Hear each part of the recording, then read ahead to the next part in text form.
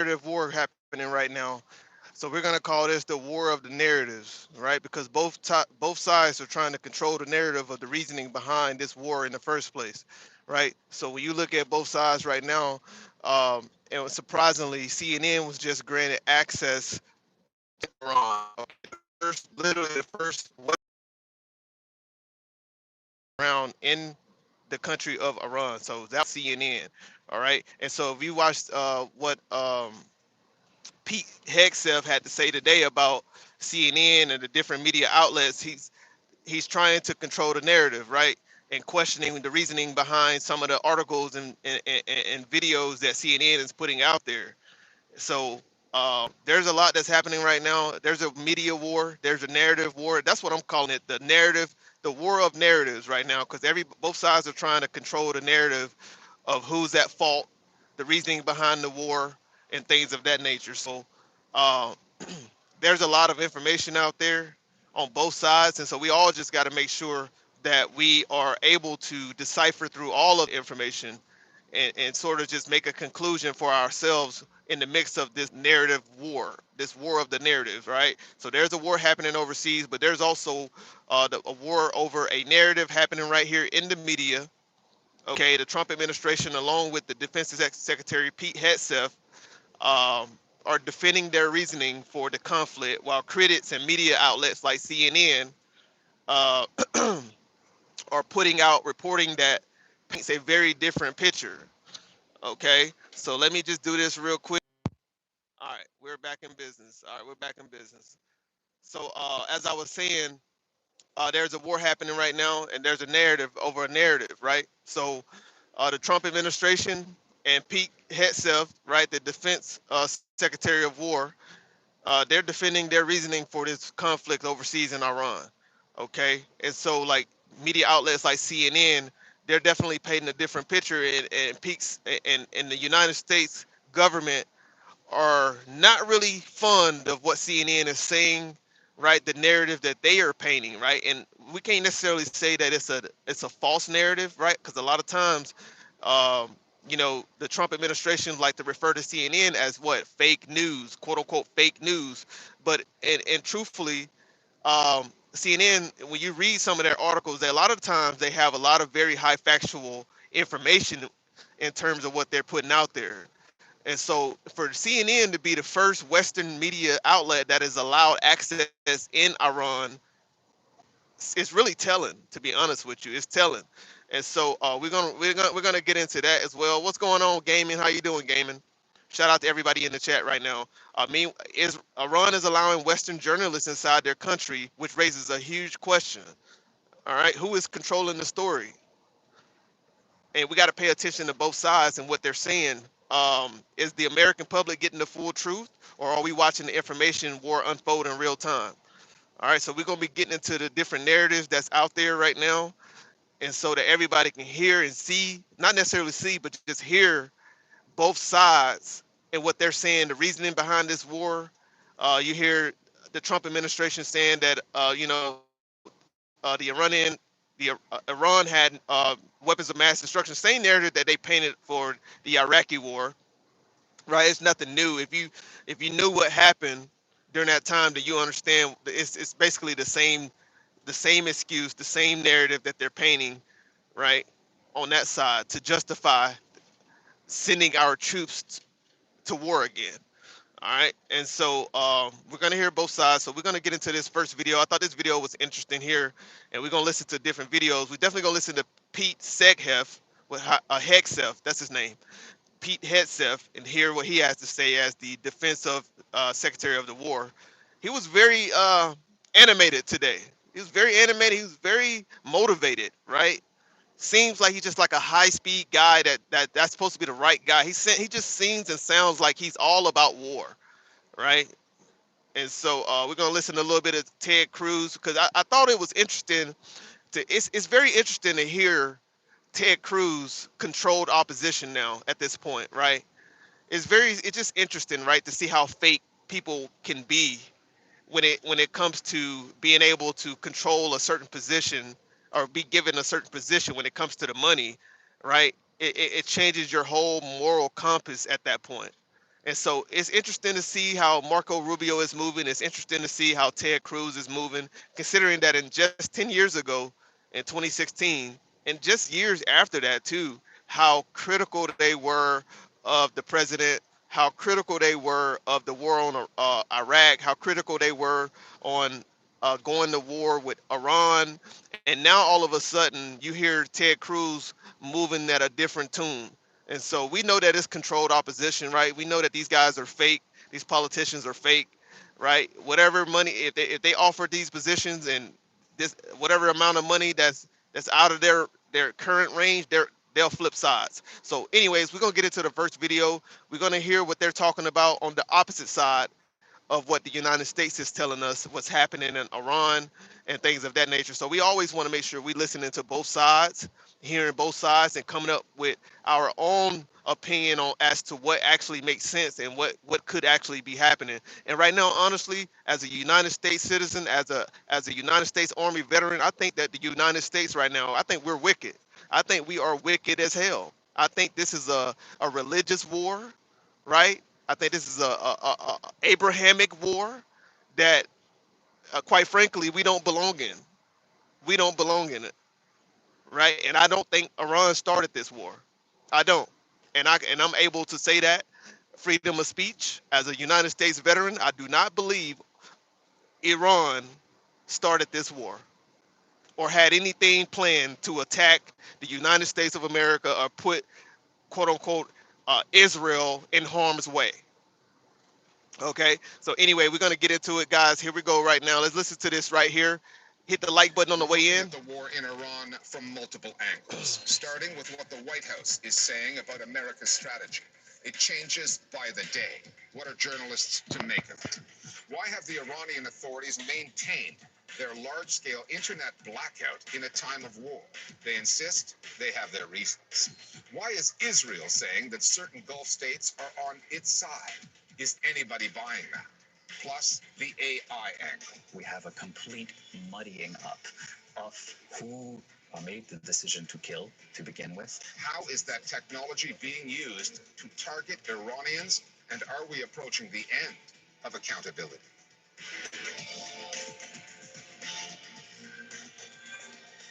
And quite frankly, it's all a strategy, honestly, for Israel to say that there's many countries in the Gulf who are supporting them in their excursions or whatever, quote unquote excursions, right? As the president called, this is an excursion. For Israel to come out and say that there's plenty of countries in the Gulf who are supporting them, we know that that's just a narrative control. We know that that's just trying to control the narrative. We know that's not true. That's not true at all. But they can say that, right? Because for one, you control the narrative, it becomes that much more justified by the people. The people who control the narrative pretty much, quote unquote, wins the war. But we're gonna get into what this guy has to say here. I want to hear them break it down a little bit more, guys. Bro, you like driving in a car right after what? What are you talking about? Let's get back into the video.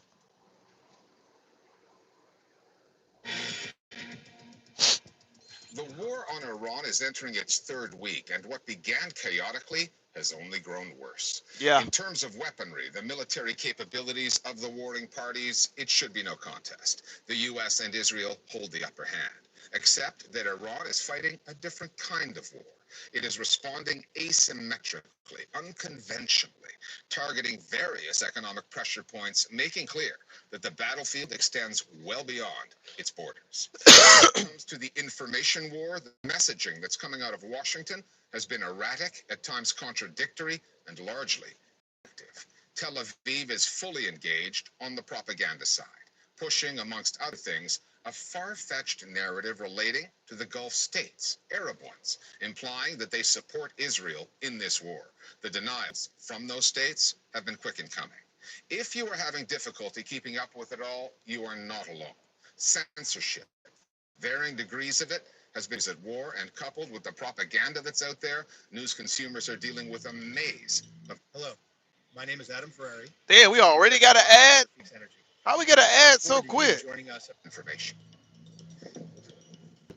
This was the week that the war the Americans and the Israelis launched against Iran grew significantly more global. An emergency meeting of the United Nations Security Council underscored that. The draft resolution has not been adopted and reinforced just how powerless the UN is to end the fighting.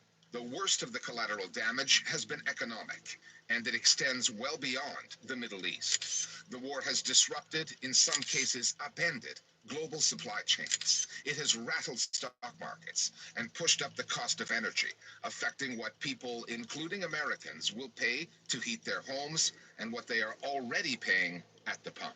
Yeah. Iran is trying to wage war against oil prices. If Iran could raise the price of oil to $100 a barrel, it inflicts equal or more damage to the United States than American bombs do to Iran.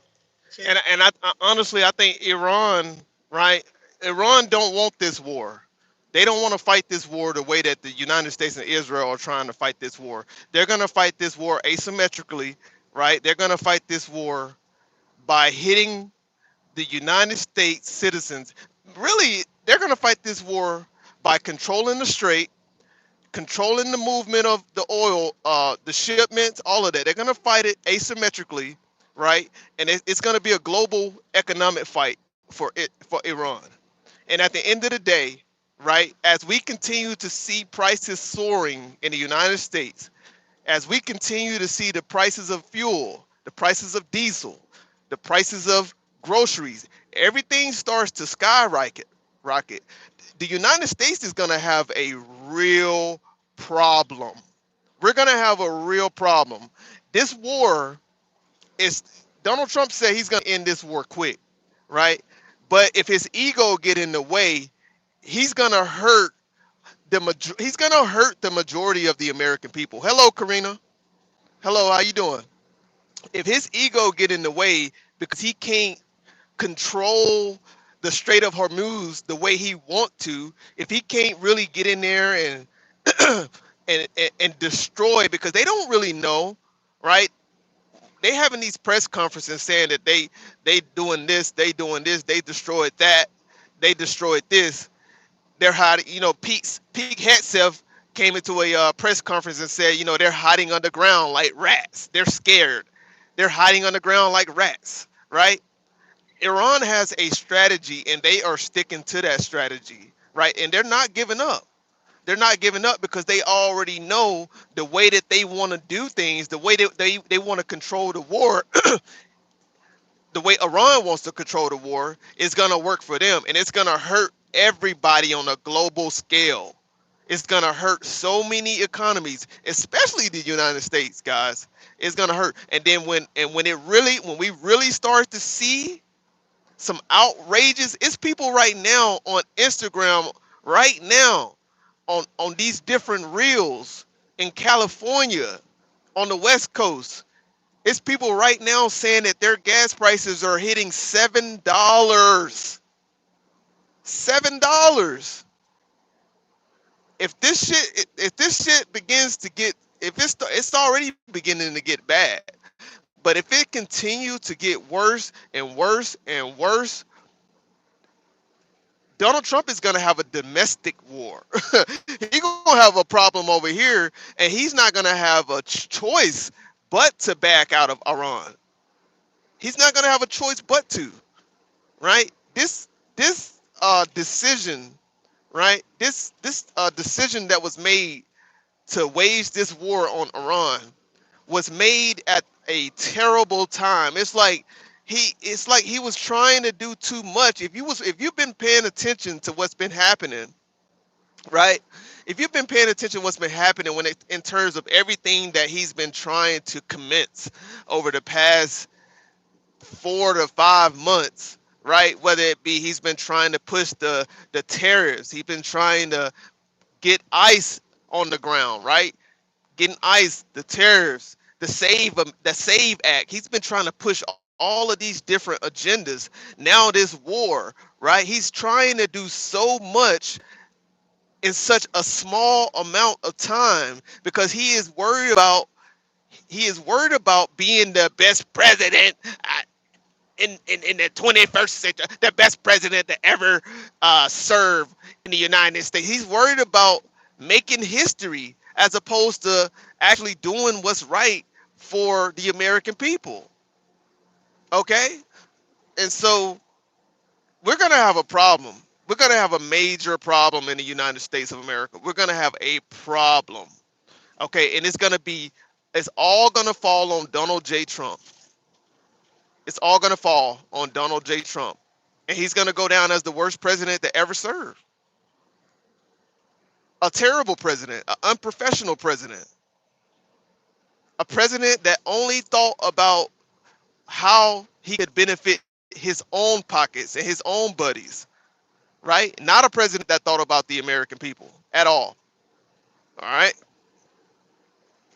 So Iran is fighting on a very different battle. Essentially, he's going to go down as the biggest joke of a president ever in the United States of America. Essentially, that's what's going to happen in 30 years, right? And because he's going to die soon, right? He's gonna pass away soon because he's just old and stupid, right? So Donald Trump is gonna leave Earth soon, right? Due to natural causes, he's gonna go. And 5 years from now, when people talk about Donald Trump, it's gonna be disgusting, right?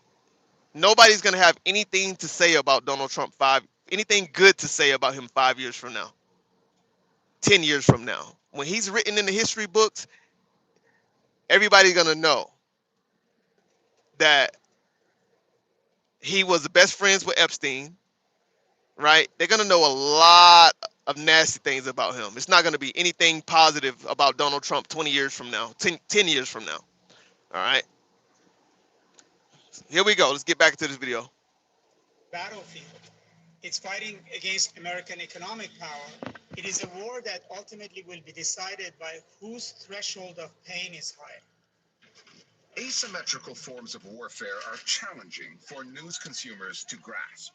The munitions math, for instance. It is unclear how many ballistic missiles and drones the Iranians have, how long their stocks will last. To hear the Trump administration tell it, that doesn't really matter. We won the bet in the first. It actually does matter because they have a lot of shit underground that we don't know. We don't know what they have underground. We don't know what type of facilities they have underground, right? We don't know how far their weaponry stretch out, their missile artillery stretches out. We don't know.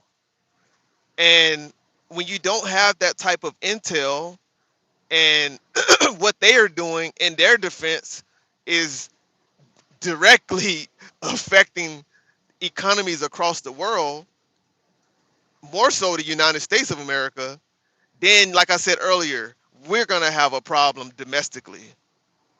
And then that's how I think Iran would essentially not necessarily win this war, but they will sustain this war. They won't, neither side will win, right? But Iran will be the last man standing in this war simply because they have the economic edge. They have the control. They have the edge, right? We don't know how long they can hold out, but I tell you like this, they are speaking very confidently that they will hold out.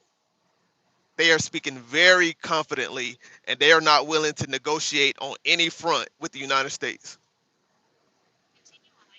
So I think that the longer we are there, and they're talking about ground troops right now, and that's the last thing we want right now is ground troops in Iran. That's the last thing we want. The last thing, right? It's not gonna fare. I'm telling y'all, it's not gonna fare well. It's not gonna fare well. These people have. We don't know what's going on with them. Anyways, let's get back into the other video. First hour it was over. The president and his secretary, Trump administration tell it, that doesn't really matter. We won the bet in the first hour it was over. The president and his secretary of war, Pete Hegseth, are talking like they can dictate what happens next. Whether they know it or not, they will be combat ineffective.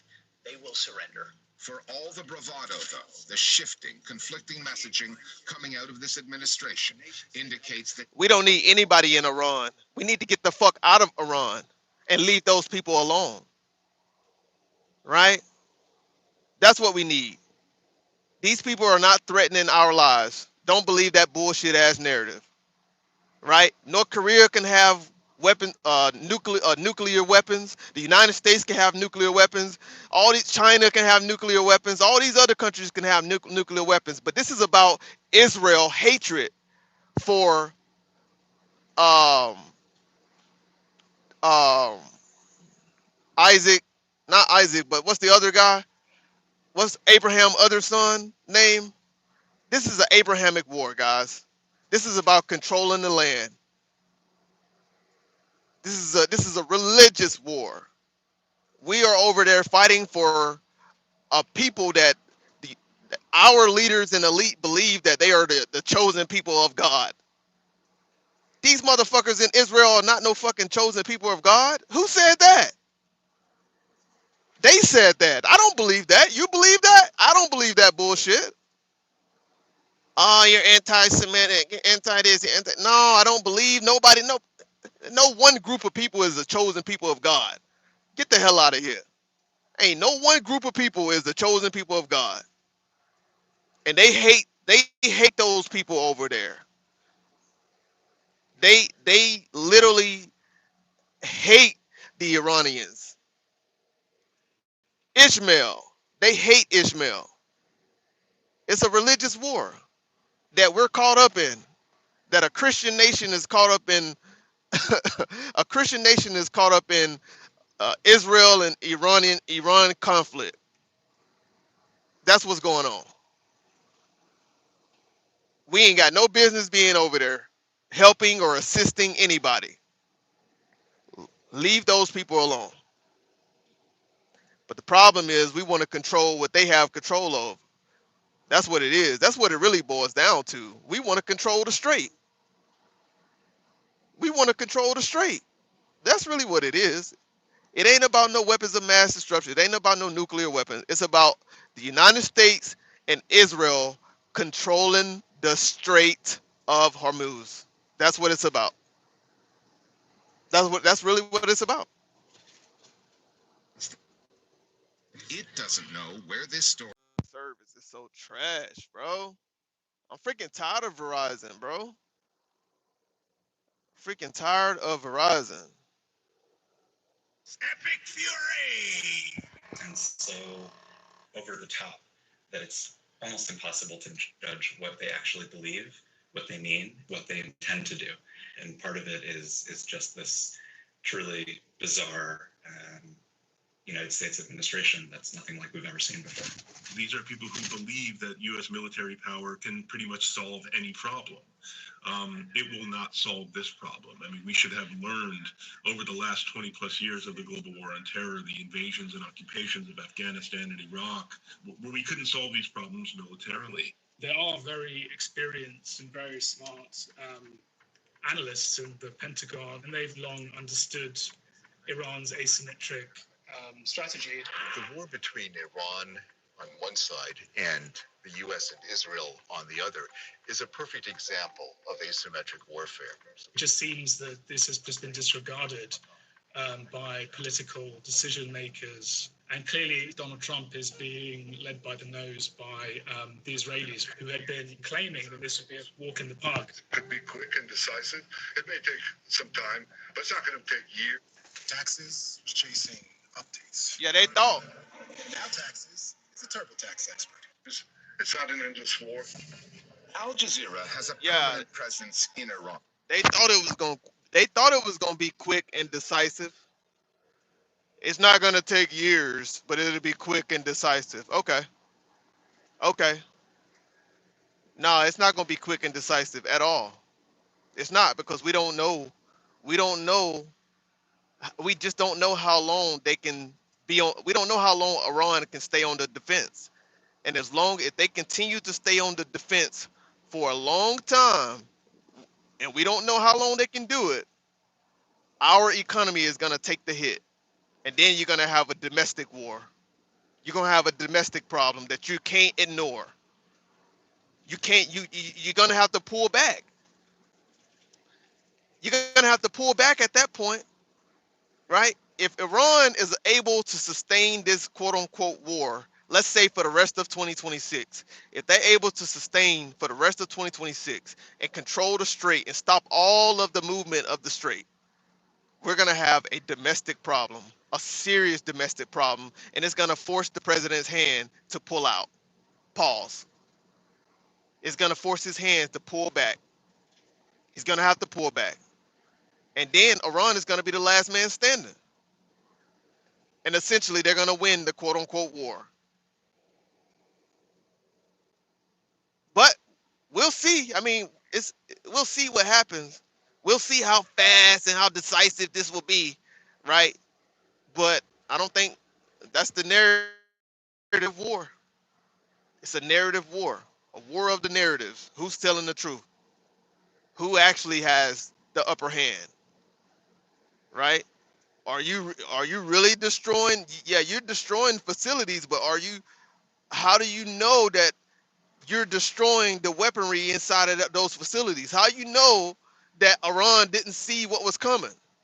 How do you know Iran don't have a lot of their real equipment underneath the ground? How do you know? You don't know. You don't know what they have, right? You talk about the new supreme leader. Oh, he's hiding. Pete Hegseth. Oh, he's hiding underground like a rat. He's hiding. They won't come out from underground, right? They're hiding like rats. Okay, well, go get them. Go get them. So, like, literally, bro, I am so sick and tired of Verizon. So, like, literally, bro, I am so sick and tired of Verizon Wireless, bro. Like, it's like they've gotten worse year after year after year. Verizon Wireless is just getting worse and worse and worse. Trash. And I don't know where to go at this point because Verizon is trash. AT&T is trash. T-Mobile don't work in the country. T-Mobile is trash. They don't work in the country. It's all trash, man.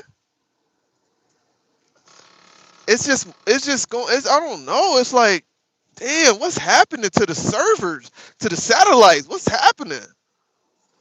Anyways, man, we're back. We're back.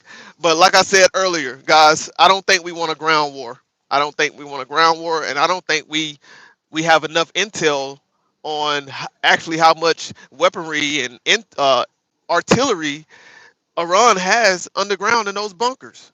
We don't know what type of facilities they have underground underneath in those bunkers. We don't know. We don't know if they are building more artillery. We don't know because somebody said they're concerned about will Iran run out of missiles, run out of artillery, run out of this, run out of that.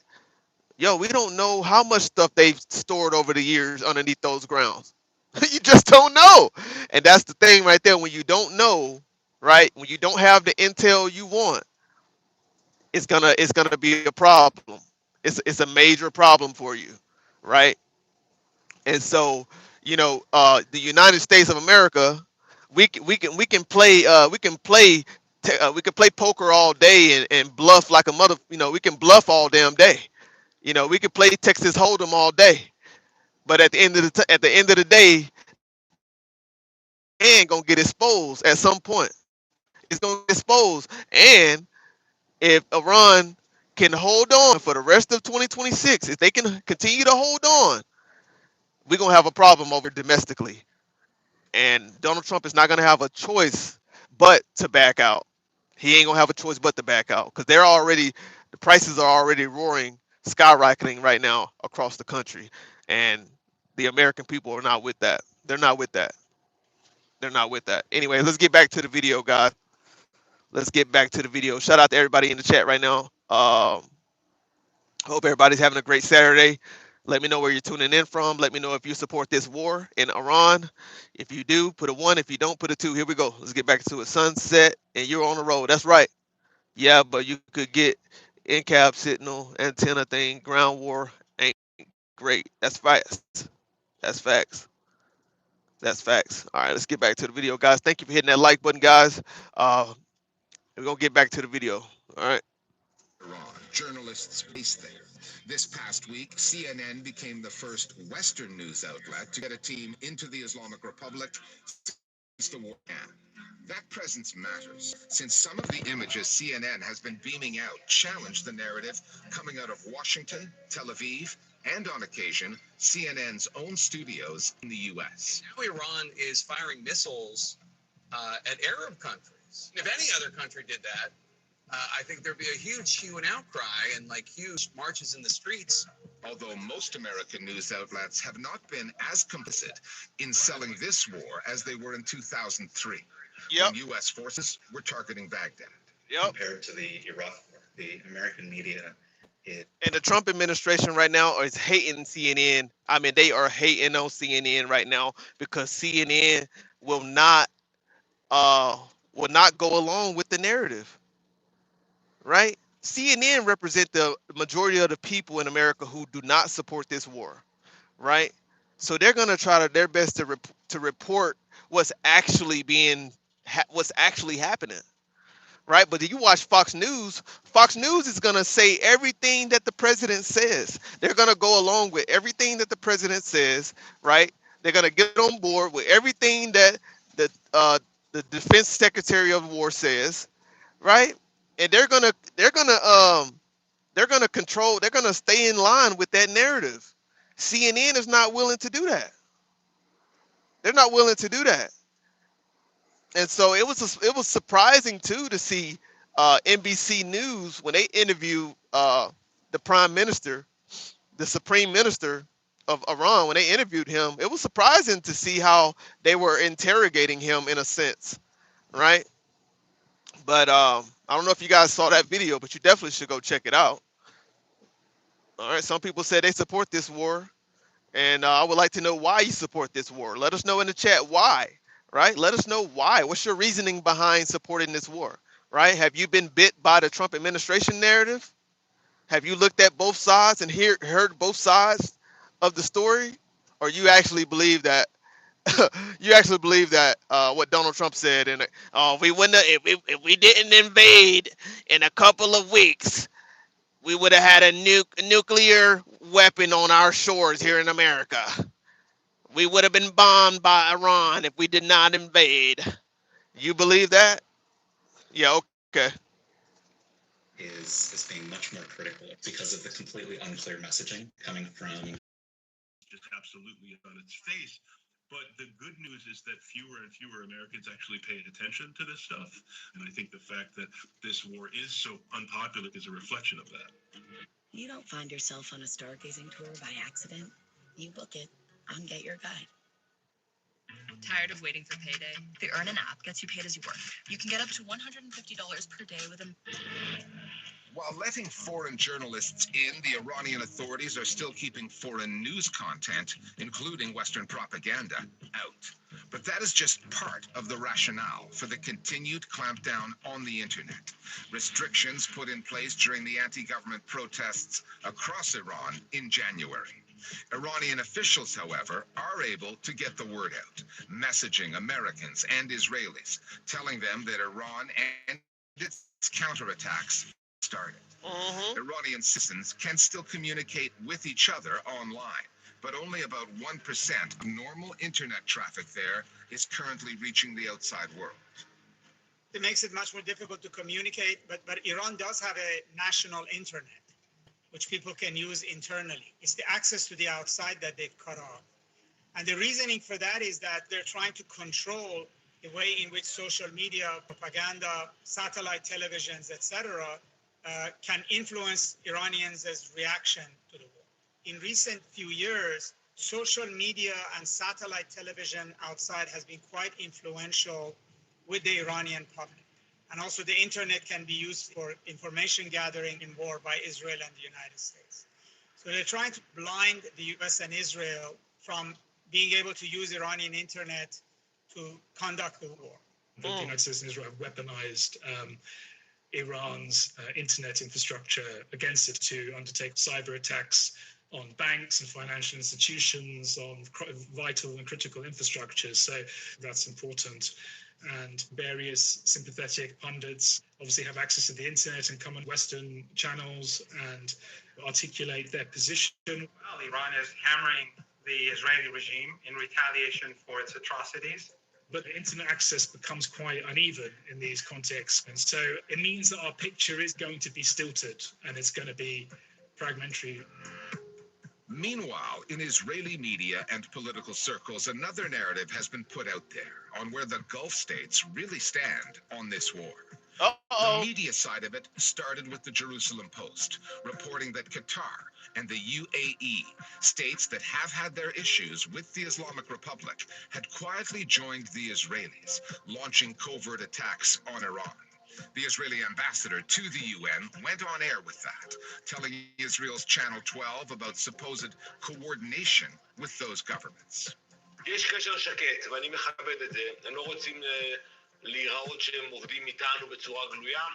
The Qataris and Emiratis quickly denied that, insisting that their militaries are engaging with Iranian drones and missiles entering their airspace, but that it's all defensive. The Israelis are well skilled when it comes to disinformation, how to confuse, divide, and conquer. This latest tactic, however, is unlikely to work, given the Gulf states involved, their domestic politics, and recent history. It's very, very unlikely that we'll see Gulf states join an Israeli-U.S. war effort against Iran, especially in the wake of Gaza. Saudi Arabia and others are quite conscious of the anger that their own public still have against the U.S. and Israel for the genocide in Gaza. The attack on Doha back in June, the so-called 12-day war, was a wake-up call. Are not huge fans of Iran. They don't want to live in a region where Israel dominates and attacks at will. Whether they're true or not, I don't think that the leaks of various actions taken by Gulf countries in this war are intended to harm those countries. They're intended primarily for domestic Israeli consumption, to make Israelis feel better about the prospects of success. The one place where this war is supported is in Israel. So if you look at Israeli polling, it has been very, very supportive for the war in Iran because of the degree to which the Israeli public is also propagandized. So that's why we have this very confected and contrived picture, which is all part of the propaganda war. Staying with the war and the seemingly coordinated Israeli media reports about Gulf states allegedly attacking Iran, Tarek Nafa has been tracking the coverage of that story. The view that Israel and its media are using disinformation to drag the Gulf states into a war of Israel's making has fueled days of heated reporting and commentary. وسط هذا الضجيج الإعلامي تتكشف الأهداف الخفية، جر الخليج إلى مستنقع الحرب وتحويل المنطقة بأسرها إلى بركان توترات لا يهدأ.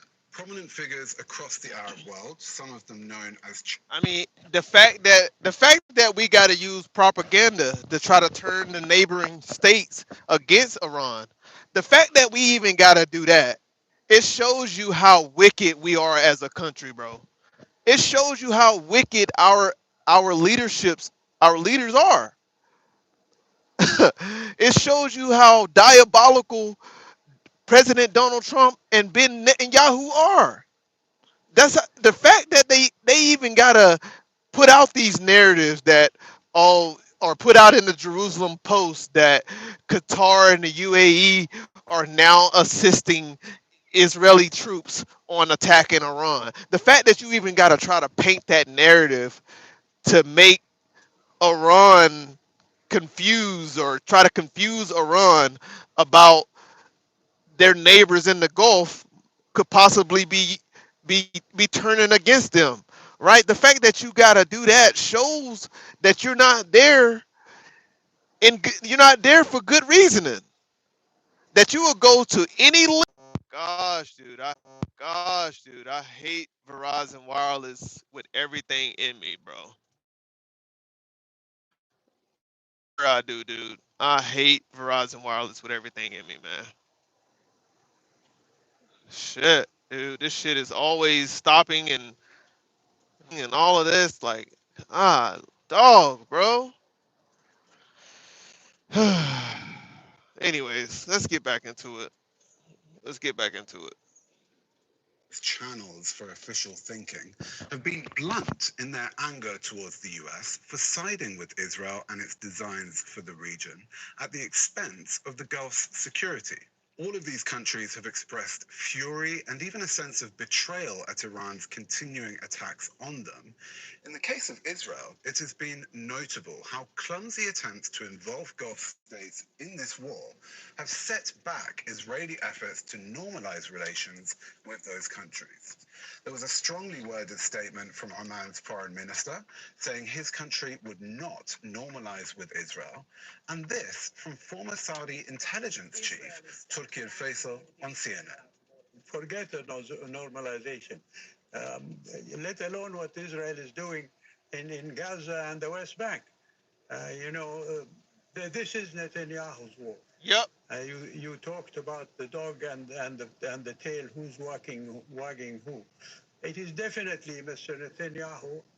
Since the first attacks on Iran, the White House and the Pentagon have struggled to contain their enthusiasm over their chance to test out the latest military hardware and software at their disposal. The U.S. has spent years investing in AI-enabled targeting systems, autonomous weapons, and long-range so-called precision missiles, tools that make identifying and striking targets easier, faster, and more dangerous than ever. And as has been the case in Gaza, AI-powered systems appear to be playing a central role in how this war is being conducted, guiding decisions that have life and death consequences. Matt Mahmoudi is a researcher with Amnesty Tech, as well as an assistant professor at Cambridge University. He's been digging into this topic for a while now and joins us here in the studio. Matt, Donald Trump boasts about having the greatest military in the world. Is this the moment, do you think, that he and the Pentagon, the Department of War, have been waiting for to test their vision of what war in the future looks like? It's clear that we're watching a new form of warfare emerge, and we've seen this going back to the start of the genocide in Gaza. We saw target acquisition systems like Lavender Gospel that rely on large tranches of information, things like social media data, any databases that the government might hold, to make determinations about whether someone is a combatant or not. In the context of what we might be witnessing here in Iran and the Middle East through the use of... What do you do when you want to test your military capabilities, right? You haven't been in a war in so long, and you have new technology, you have AI technology, right? That's been implemented into your artillery, your weaponry, right? You have new technology. What better way to test your new technology, your new weaponry, your new everything that you have, right, than to go to war with your quote unquote enemies for nothing, for no reason at all, but to create a narrative and a propaganda that these people have weapons of mass destruction, they have nuclear weapons, right? That's is no other way to test all of your new equipment in real time except for to wage a war with somebody that your ally, quote unquote, God chosen people hate with all of their guts, right? And call them your enemies, right?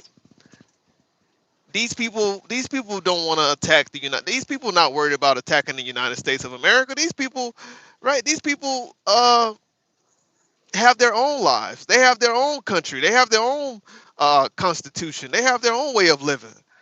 That's not what they were trying to do, but what better way to test all of the new things and to create another page in the history books? All right. That's really all this is about. They are right. They are absolutely correct.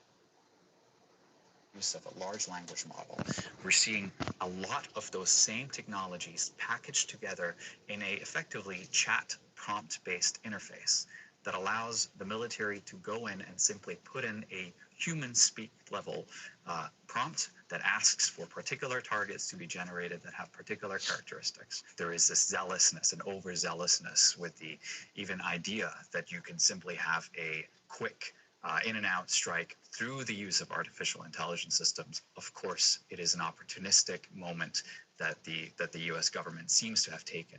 And we've seen this also through their relationships with tech companies who were all too happy, even just before, days before, the war to provide their technology, no questions asked, until the very, very last moment. Nearly home. Who done it? We're looking for a house closer to everything, but we don't know. So really, hello. So let's just call this what this is then.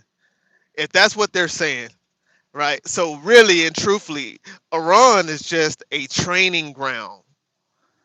We're literally in Iran to test our new technology, our new AI, artificial intelligence, um, our new weaponry. That's all. We're there as training for training purposes, but we're just really just unaliving people in the process of the training. So Iran is just crash dummies right now. They're just test dummies for the United States and Israel. That's really what this is. Now, we've seen how devastating some of these AI-powered strikes can be. That girls' school in Ninab, a bombing that killed at least 165 schoolgirls and staff. From what you are seeing, how lethal, though, how accurate, and just how autonomous are these systems? It is incredibly difficult to say how accurate these systems are because it really comes down to what your understanding of accuracy in these systems are. We look at things like Lavender, target acquisition systems, for example, in which there is a claim that by using disparate sources of data, you can generate a list of targets that can be hit with precision, but when you end up with a list that's a list of 40,000 names, you start to wonder, who vetted these names? How do we end up with these names? Was it simply by proximity to particular facilities? Was it through posts that people made on social media? These probabilistic systems work simply through a relational approach in which you having been connected, for example, on a social media profile to a particular individual who may have said something or who may have a particular affiliation renders you a threat. In the same case, we're seeing in Iran now, thousands of airstrikes on what seems like indiscriminate grounds, right? And you start to wonder, to what extent is there any accuracy at play at all? Sure, if your aim is to decimate the entire country, you could make the argument that you have acted with great accuracy in performing the devastation across Iran. But did you achieve the goal of eliminating the particular individuals that say you were interested in targeting? And this is where target acquisition gets it wrong. It is a AI washing of the attempt to establish a legitimate target. It's simply saying that because the system said that these targets are the correct one, that makes it a legitimate target, which is a violation of international law because individuals who are in the chain of command have not actively been involved in actually vetting and understanding who they're targeting and why. Another way to put it is, no matter how advanced these systems are, the failings come at the end where the human component still is. That's correct. And in the context of, for example, the disputes, the controversy between Anthropic and the US government, you see an instance in which Anthropic is insisting that they have a restriction written into the contract that they hold with the US government, with the Department of War, that says that they are against the usage of autonomous weapon systems without oversight. However, at this rate, oversight can be defined in any number of ways. The US government can say that somebody had a look at the list of targets for 15 seconds, for 2 minutes, and they deem that as sufficient without ever having interrogated how the particular large language model arrived at the actual list in the first place. So the oversight itself is incredibly permissive. So Anthropic's beef with Trump and Trump's beef with Anthropic, we read about that. We saw the news reports. But are they the outlier here? Are they the only ones who were fighting back?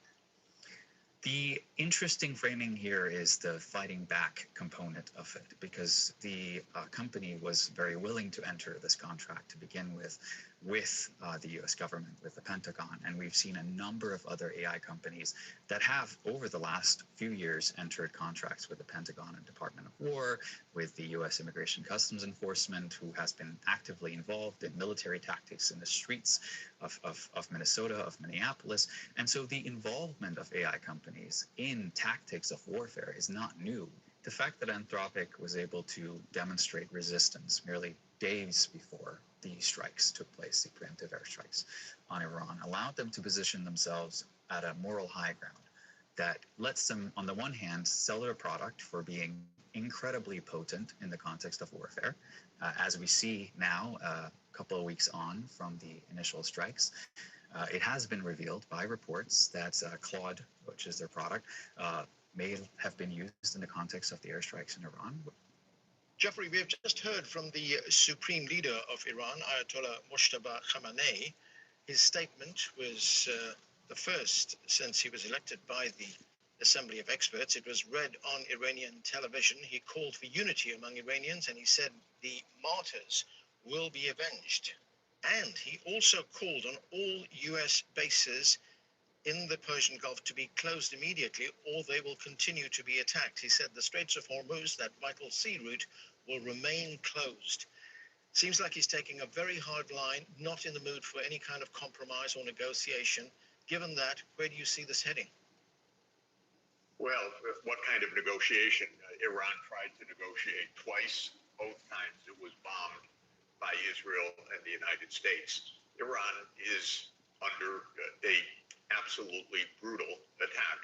It's under carpet bombing. The U.S. and Israel are destroying infrastructure. They murdered this man's father and the leaders of the Iranian government. They are killing thousands of people. So exactly what is to be negotiated? This is a brutal war of aggression by Israel and the United States, and Iran is responding. And it's not surprising that they are responding. They're under threat of conquest, basically. That was what Trump said, that he would pick the new leader, that Israel and the United States would run Iran. Well, the Iranian people have a different view, clearly. They're showing up by the millions to say that they don't want to be run by the United States and Israel. Right, and President Trump is also claiming that the United States has won this war. That's what he says. Yet we see the missile attacks continue by Iran. We ain't won no damn war. United States. I mean, do you envision any scenario in which the United States can declare victory when we don't even know what its objective is? Well, yes, no. I see a scenario where they can declare victory. Trump does so. He says things for the immediate moment or for show or because he believes them. We're never absolutely sure which it is. But is there a way to real victory by the United States? No, this is a disaster for the United States. It is a disaster for the whole world. The U.S. and Israel have thrown the entire world into turmoil. Perhaps into World War III. Facts. This was a brazen, violent, ill thought out, to say the least, move by these two countries, and now we're all suffering the consequences of this. You say we could be in World War III. There are already more than a dozen countries involved in this conflict, most of them in the Persian Gulf. Do you see it expand to other parts of the world as well? And Barack Obama tried to show these dumbasses not to fucking deal with Benjamin Netanyahu, the damn demon in the Middle East. He tried to show us, he tried to show y'all, the Trump administration, how to deal with the demon Benjamin Netanyahu. But no, Donald Trump wants to fall for his fucking antics. And now look at what we got going on. Trying to help these quote unquote fake ass chosen people. Americans don't want to fight Israel's war. We don't want that. Why do we support these people? I don't understand. Are we the United States of America or are we the United States of Israel? Which one is it? Which one is it? Why the hell are we supporting these people? Let them people go over there and fight their own Abrahamic war. We don't want to be over there. And that's overwhelmingly the majority of the United States. Only a fraction of you conservatives actually think that this war needs to be happening. Well, the United States is at war in many places. It is at war in the Western Hemisphere. It invaded Venezuela. It's talking openly about invading Cuba. which it's currently blockading. Trump just met with Latin American leaders and talked about other military operations in the Western Hemisphere. Trump has threatened to invade Greenland. The United States is still heavily engaged in war with Russia in Ukraine. We have war spreading through the Middle East. Israel is invading more countries. We have the war of Pakistan and Afghanistan taking place. We don't know, but it could be that when we look back even in weeks or months, we say, yes, World War III has started. The United States is so reckless, so irresponsible, and led by such a delusional dumbass president right now that I'm sorry to say that anything is possible. There are more than 1,500 Iranians who've been killed in this conflict so far, but we're also facing another crisis, that is an energy crisis. The world is facing an energy crisis right now. Oil prices are spiking. Energy experts say the full impact of this is yet to come, and we've just heard from the International Energy Agency, which says that this is the worst energy supply disruption in history. How will this affect and impact the global economy? The way it's going, this year will be an economic catastrophe if this continues, and it looks like it will continue. We know that there are massive disruptions of oil supply. That's the point that the International Energy Agency just made. We know that only selective tankers are passing through the Strait of Hormuz, those that Iran is allowing to pass through for China and reportedly for India. But we know that there is a dramatic decline in availability of both natural gas and oil. And history has shown, especially in the 1970s, when there were two such oil supply disruptions, that the consequences for the world economy are extremely severe, sharp, and relatively rapid in arriving. So I think we're in for a very, very significant global crisis brought to you by Israel and the United States. Yep. One strategy I agree. Iranians are using, and some call it an asymmetric strategy, is to hit U.S.-Persian Gulf allies, many of which host United States bases, of course. Iran is hurting their economies by targeting their oil supplies and oil infrastructure. It's also targeting vital energy industries. What do you make of this strategy by Iran and its effectiveness? Well, Iran has been hit repeatedly by the United States and Israel, actually for decades. We can go back to 1953 when the United States deposed a democratically elected prime minister and brought in a police state for several decades. We can go to the war that the United States supported against Iran by Iraq in the 1980s. We can go to a long list of assassinations by Mossad and the CIA in recent years. What Iran is saying is we are under attack. This is existential, and the countries in the Gulf, by hosting it, the enemy of our country that is trying to destroy us, are part of this war against us. Now, Iran has said, and the new supreme leader has said, that this is not a war against the neighbors. It is a war against the United States, which is trying to destroy Iran. And just listen to any of the words of Trump or Netanyahu. It's not hidden. It's very, very brazen. Who will run Iran? Trump or the Iranians? This is what's at stake. So from the Iranian position, this is existential.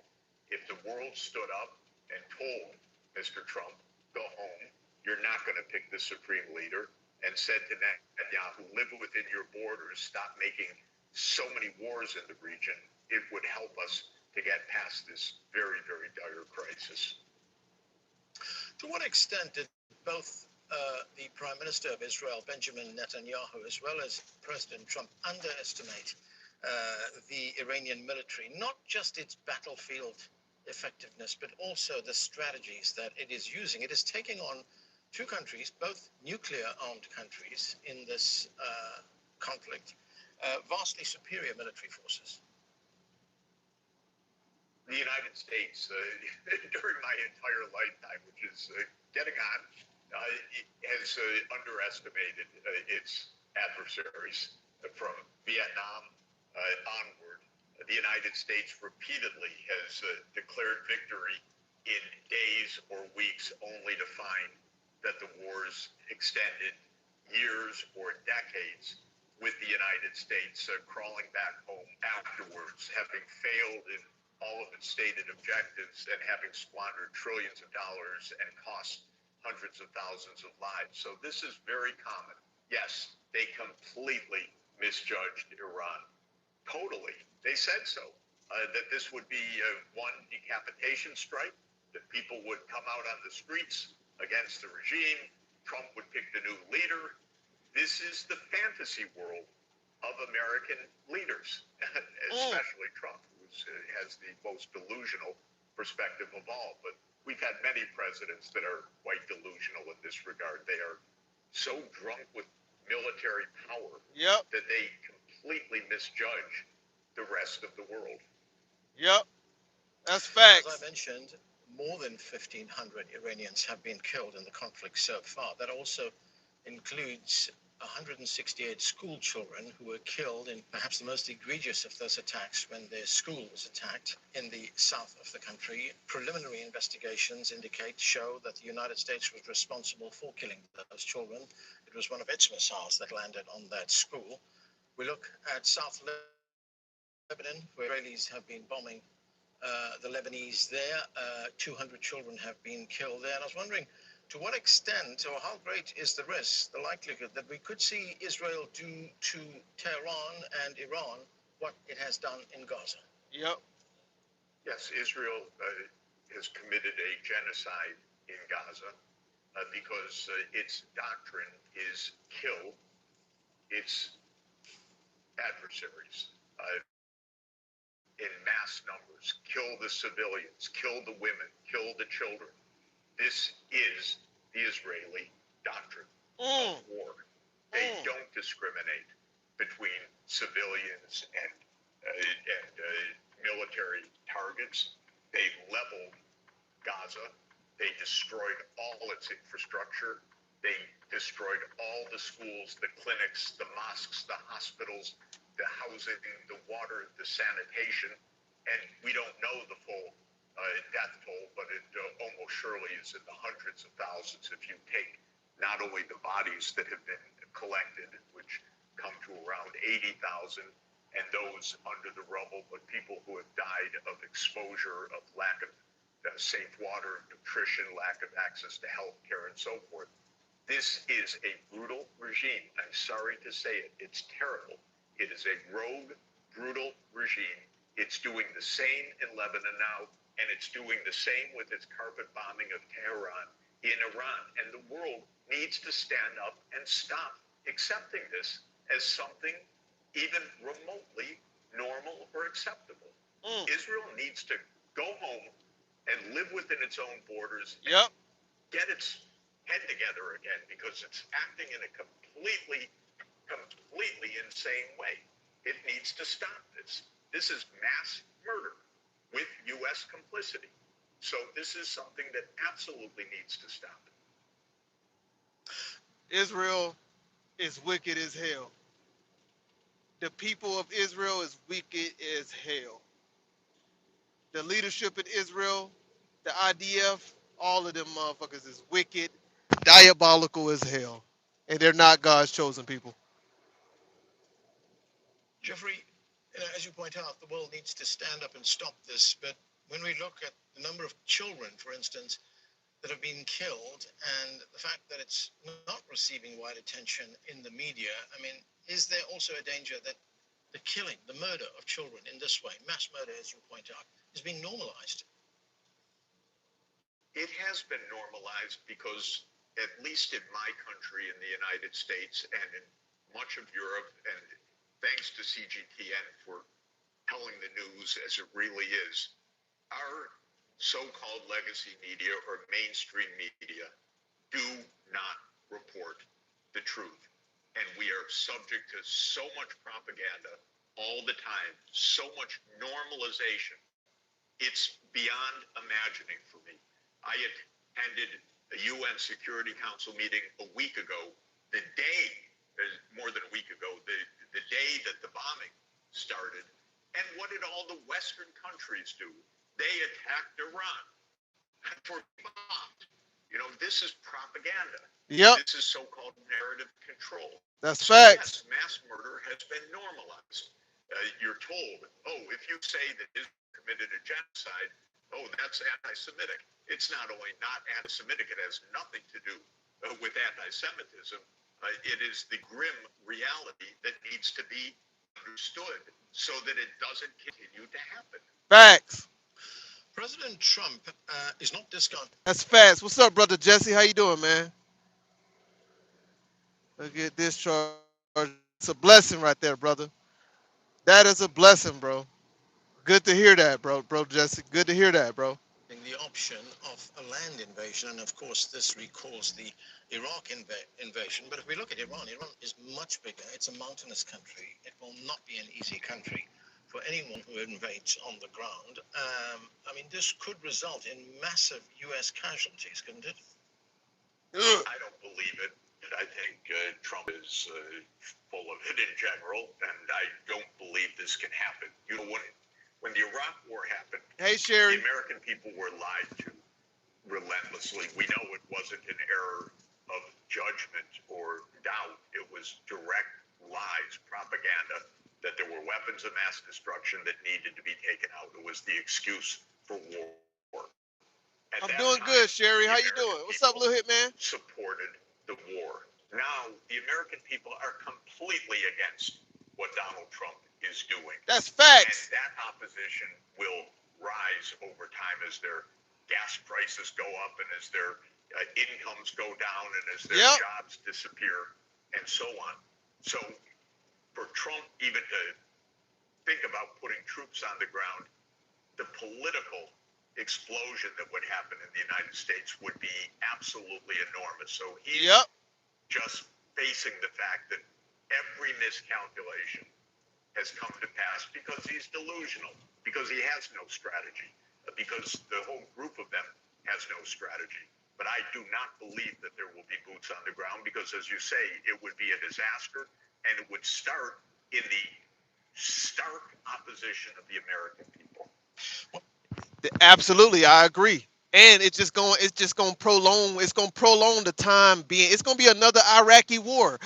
He's gonna put soldiers on the ground, and then we're gonna be over in Iran for years and years and years. Even though they're saying that, oh, this war is gonna last, it's not gonna. It's gonna be over with soon. It's gonna be over with soon. No, sir, that's not how it's gonna go.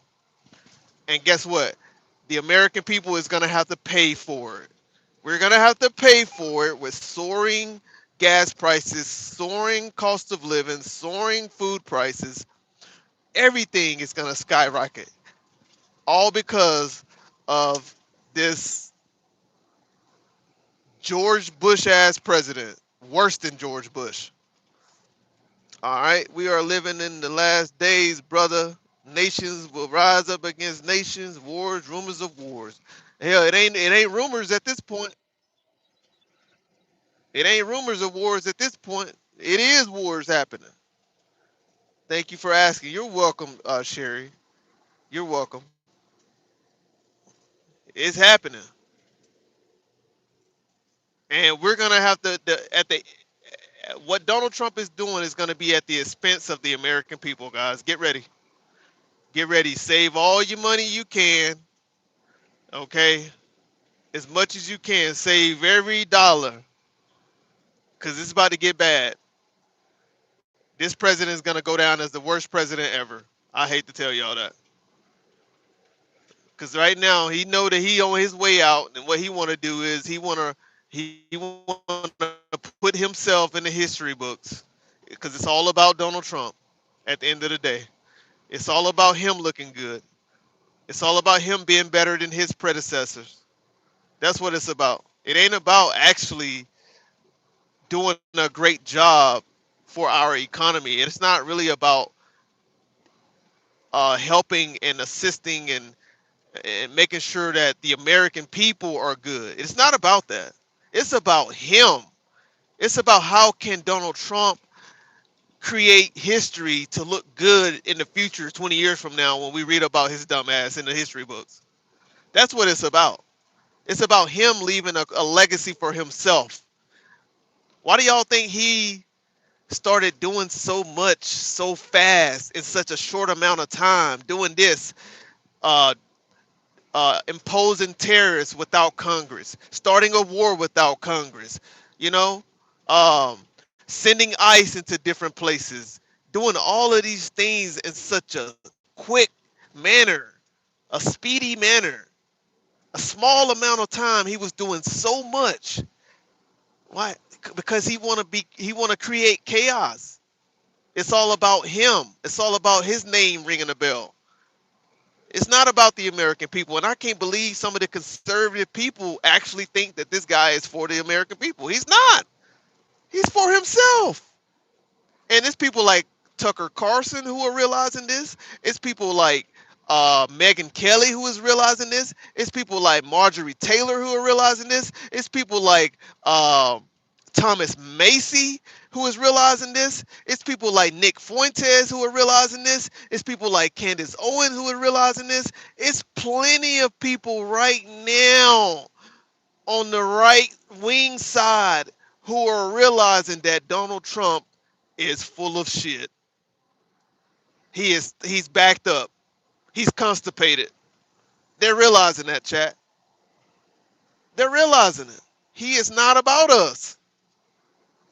He is not about us. He's only about him. That's it. Friends. That's it, guys. That's it. Say I'm lying. Say I'm lying, chat. Am I lying, chat? Am I lying? We're on the train home. Y'all know I'm not lying. Trump is the Antichrist. If you're a gun owner, I guarantee you you're going to want this. Trump is against Christ. He's the Antichrist. He's against Christ. What's up, Sterling? Trump is the Vote right now? Let's see if I'm lying. Well, between him and her, I thought he was the better choice, but honestly, I miss my Uncle Joe. I was a nobody, and I was balling then. Uh-oh. Now, I couldn't even tell you. I couldn't even show you $5 in my pocket. Across the country, rising gas prices are fueling frustration, especially among many MAGA voters who say the cost at the pump is hitting their wallets harder than ever. No way. Why are prices climbing? And why are emotions running so high? Why is that? Listen closely as people share their personal stories about the growing anger over fuel costs. Uh-oh. Hey, what happened to all the MAGAs that were on here posted about how cool it was that gas prices went down a few cents under Trump? Uh-oh. Where are you guys at now? Where you at now? What happened? Oh, I guess gas prices kind of went up, didn't they? I'm going to just come straight out and say it. I don't think enough of us are upset. Enough of us are not upset. And you're probably asking, Johnny, what are we not upset about? Let me tell you. Last week, my gas was $2.39. Last week. Right? $2.39. As I currently sit at a gas pump, what is it? $2.99. Okay. I wonder where all the people are that made the Joe Biden stickers and put them on the gas pumps with him doing like that. Where y'all at? Where you at? What up, Ice? I can't hear you. I can't hear you. Uh-oh. Are you gonna make some stickers with Trump doing that? No, they or ain't. Is it okay now? They ain't gonna do that. Now that he's doing it, huh? The story is not. It's cool when they do it, but it's a problem when we do it. That's how the conservatives roll. That's the whole conservative model right there, y'all. It's cool when they do it, but it's a problem when we do it. It's a problem when we do it, but it's cool when they do it. They ain't got shit to say. But shout out to the ones who coming out and criticizing this president right now. Shout out to the Megyn Kellys. Shout out to the Marjorie Taylors. Shout out to all of them who come out right now. Who's speaking ill of this diabolical antichrist president that we have in office. Shout out to them. They are totally against this war. Totally against it. Shout out to Tucker Carlson. He finally grew some balls. He finally grew some balls. Pause. Real talk. Fuel is $5 a gallon here. I believe it. I believe it. Y'all see it right there, that sign, 340, 350 right here in the middle of Texas. 350 right here. I had people on Instagram said they paying $7, $6.30 in California for fuel. $6.30 in Cali on the West Coast. $5. Man, what a MAGA is that, man? You still think Donald Trump is doing a great job? Yeah, they still gonna say he is. The ego won't let him say he's not.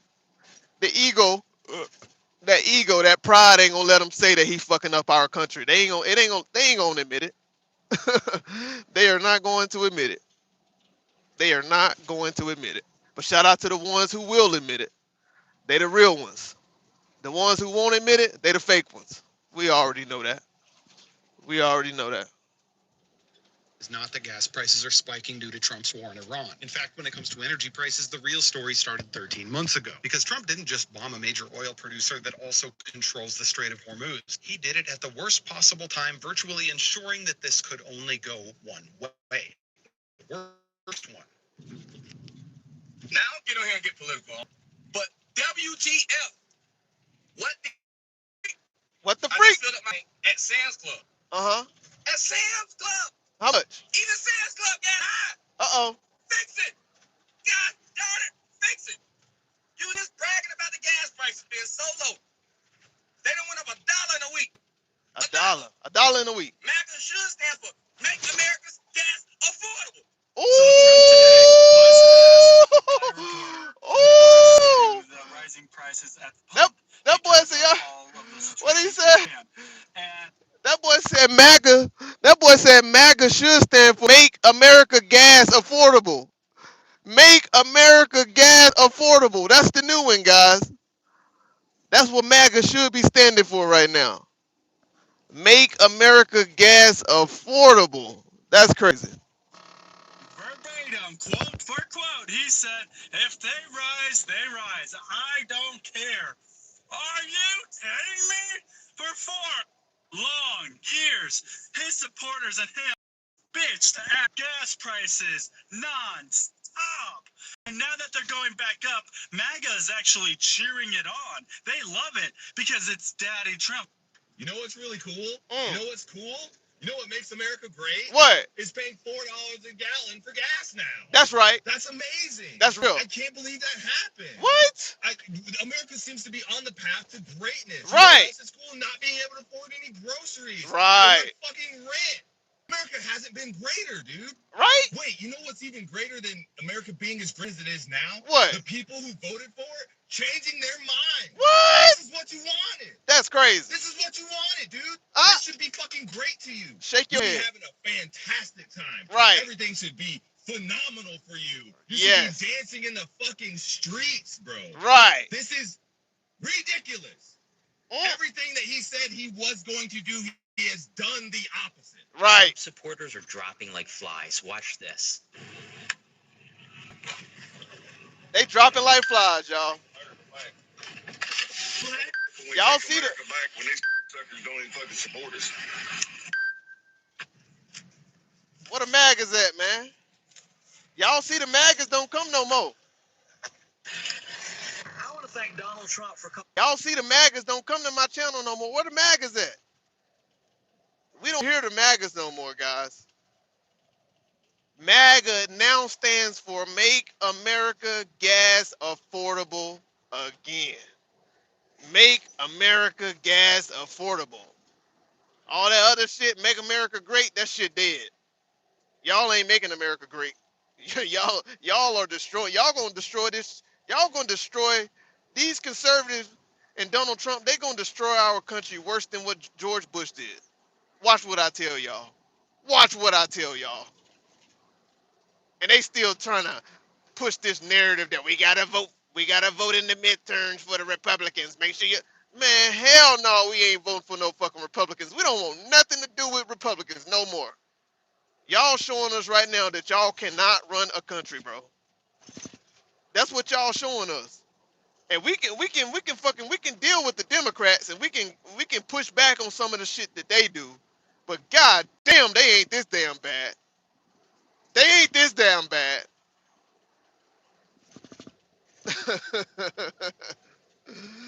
They are not this bad.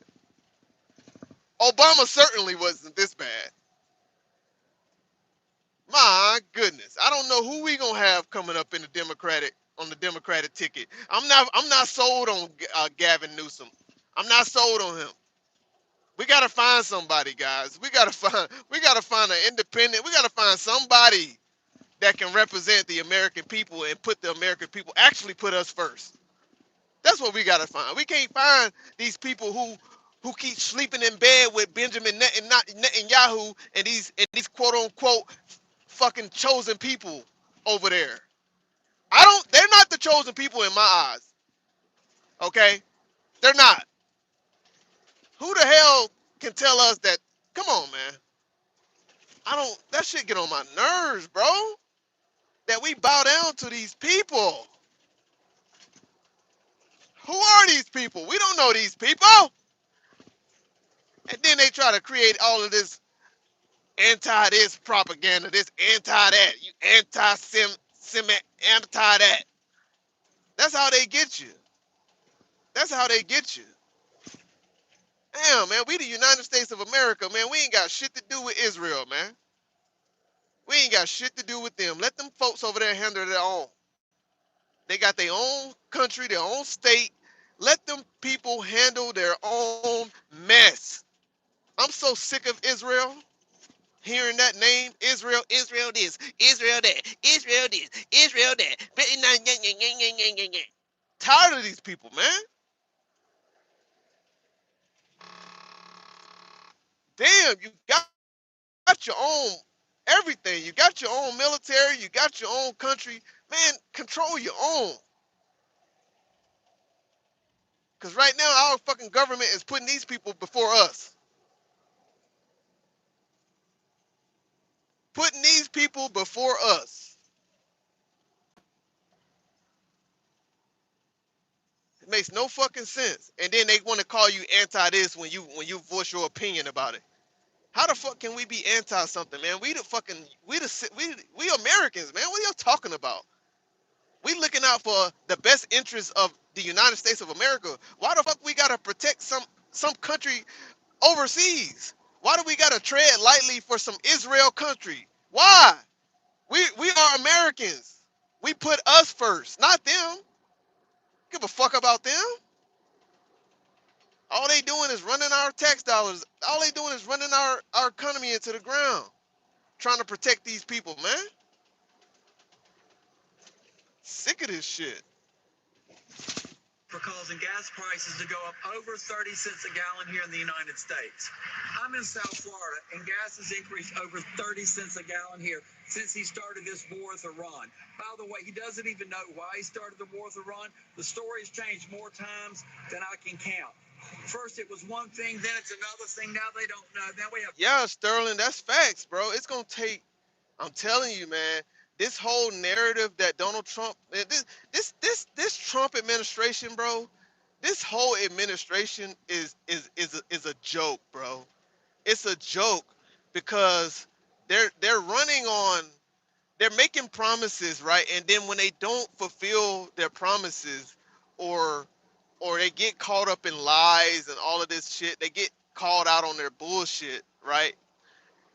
Then they want to point the finger at the previous administration for their shortcomings. Anytime they're having shortcomings or something, or they get caught in lies or something like that, or they get some tough questions from reporters, they always want to point the finger back at the previous administration, right? And like you said, like they're gonna start these wars, they're gonna do all this shit, they're gonna run our economy to the ground, uh, simultaneously blaming the previous administration, and then these dumbass conservatives, these stupid dumbass people, right? Because that's who he want. He want his core people are so fucking stupid.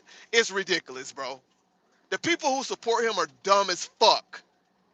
Stupid, ignorant, just uneducated, dumbass people. Vulnerable. I don't know. These people are zombies, bro. They're zombies. They gotta be. Right? And he know it too. But he's gonna run our economy into the ground, bro. And he's gonna create such a ridiculous mess. Worse than what George Bush did.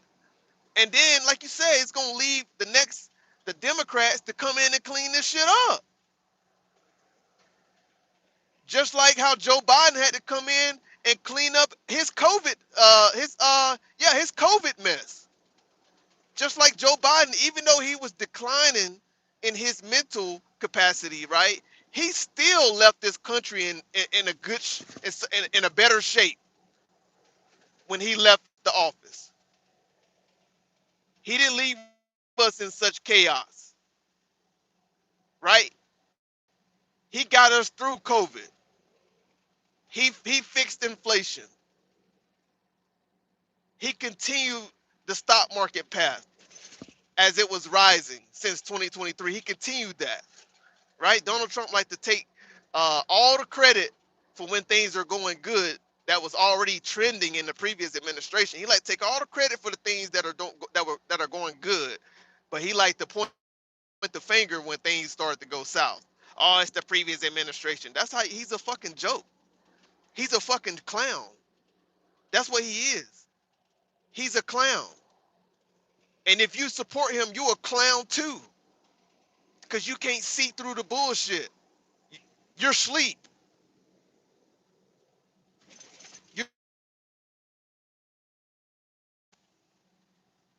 It's crazy. The U.S. has NATO, yep. The United States has looking out for us for years. Name a time I'll wait as being a superpower. We always help other countries before we did our own. That's facts. Always looking out for other people because, man, we gotta. And another thing too, man, like what we're doing right now, we on live, we're talking, and I'm watching all of these media people. I'm watching all of these content creators. I'm watching everybody in the comments, all of the posts on Instagram, on X, everybody in the comments saying that we the people need to take back our country, blah blah blah blah blah. But there's no movement. Where's the movement, man?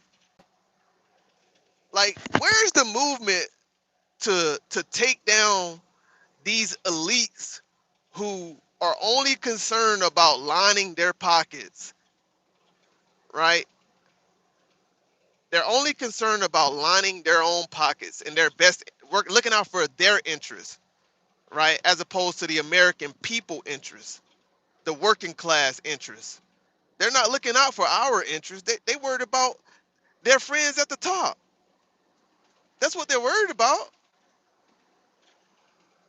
It's crazy, man.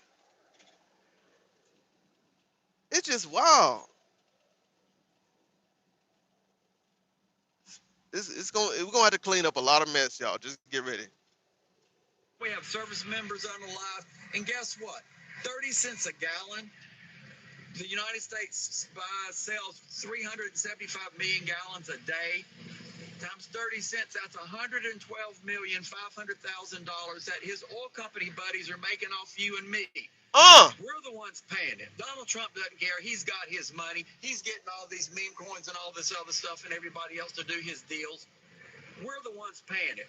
Donald Trump doesn't even know why he went to war against Iran. Maybe it's to make his oil company buddies richer because you all are paying this. The oil companies are getting $112,500,000 more at 30 cents. And it's going to not stop at 30 cents. It's going to go more and more and more. MAGA, are you happy? This is what you voted for. Gas just jumped 50 cents in 1 week. Look around. You know who feels that the most? These guys. Every mile they drive just got more expensive.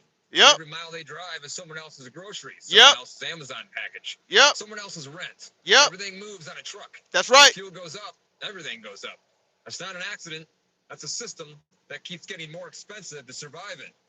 And people are doing the math. Some are paying more, some are opting out. Gas is just the latest domino. Rent, jobs, groceries, fuel. The collapse isn't coming. It's already happening in slow motion.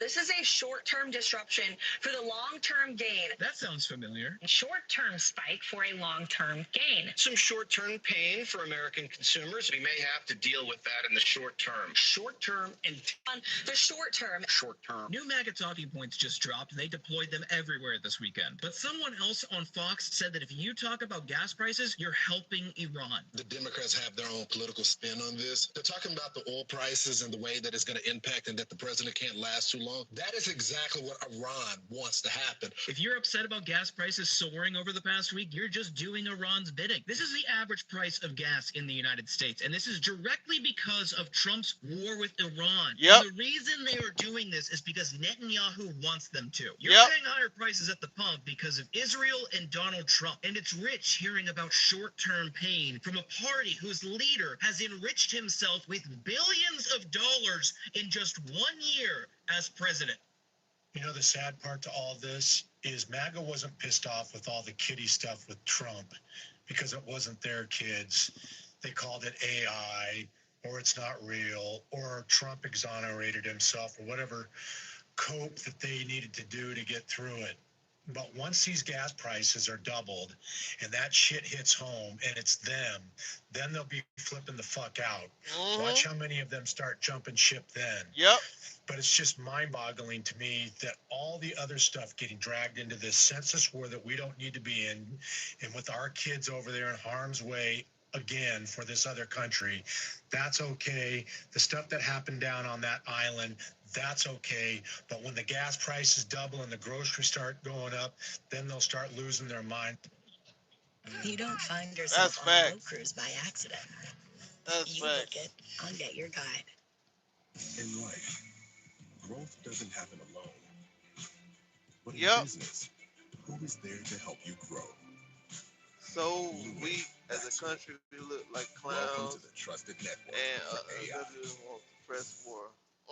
This Mr. Trump, the president, but help us out. It's been almost 6 months and you still ain't bringing gas prices down, Trump. Why? Why ain't you drilling? Drill, baby, drill. You know, it's $3 a gallon. Yeah, gas is $3 a gallon, yes. Now, all of a sudden, all of these experts and CNBC analysts want to tell us that, oh, Trump is raising the gas prices because of the attacks on Iran, cutting off the Straits of Hormuz so none of the ships could get through. Meanwhile, under Biden, we had higher gas prices than we do right now, and there was no war. Make it make sense. Wow, Miss Kathy, this is embarrassing. Okay, Miss Kathy, you can't think of any wars that happened while Joe Biden was president. I'll give you a hint. It was a war that you guys complained about endlessly, even though Joe Biden had nothing to do with it starting.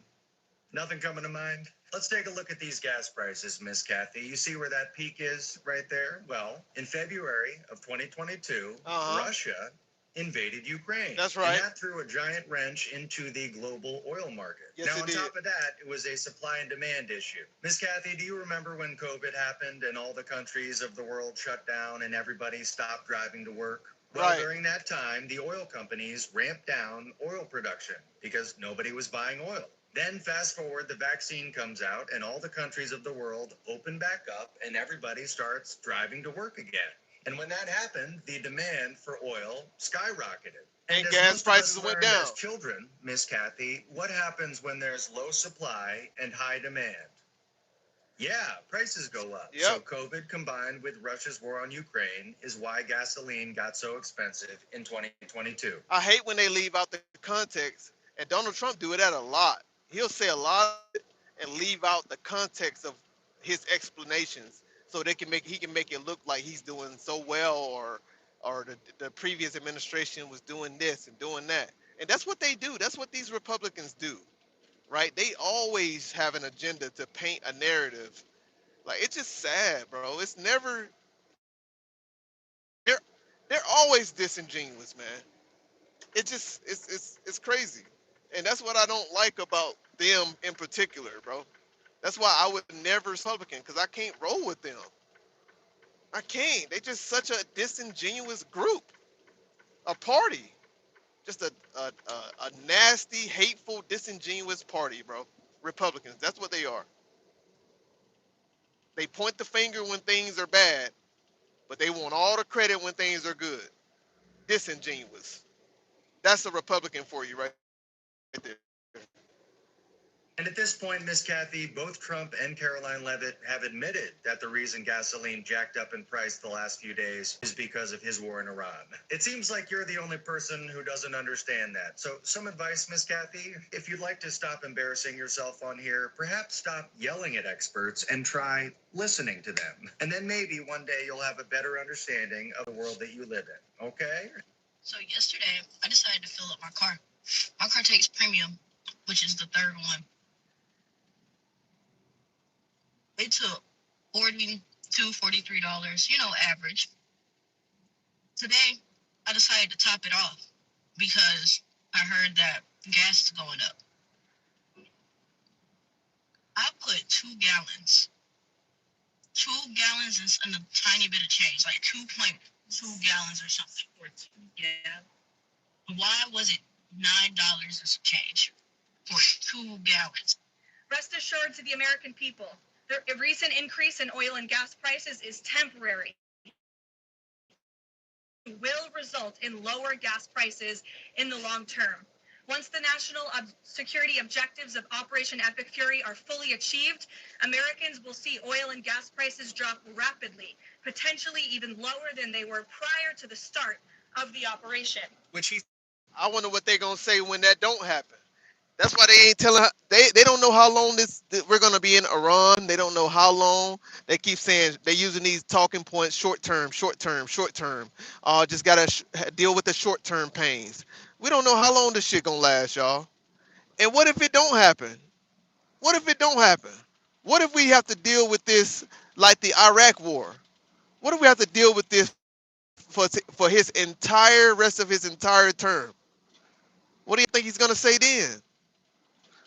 We got to make sure, y'all, that we keeping up with these narratives. We got to make sure we got to keep up with these talking points. And I'm gonna make sure every week that we are keeping up with these press conferences done by Miss Caroline.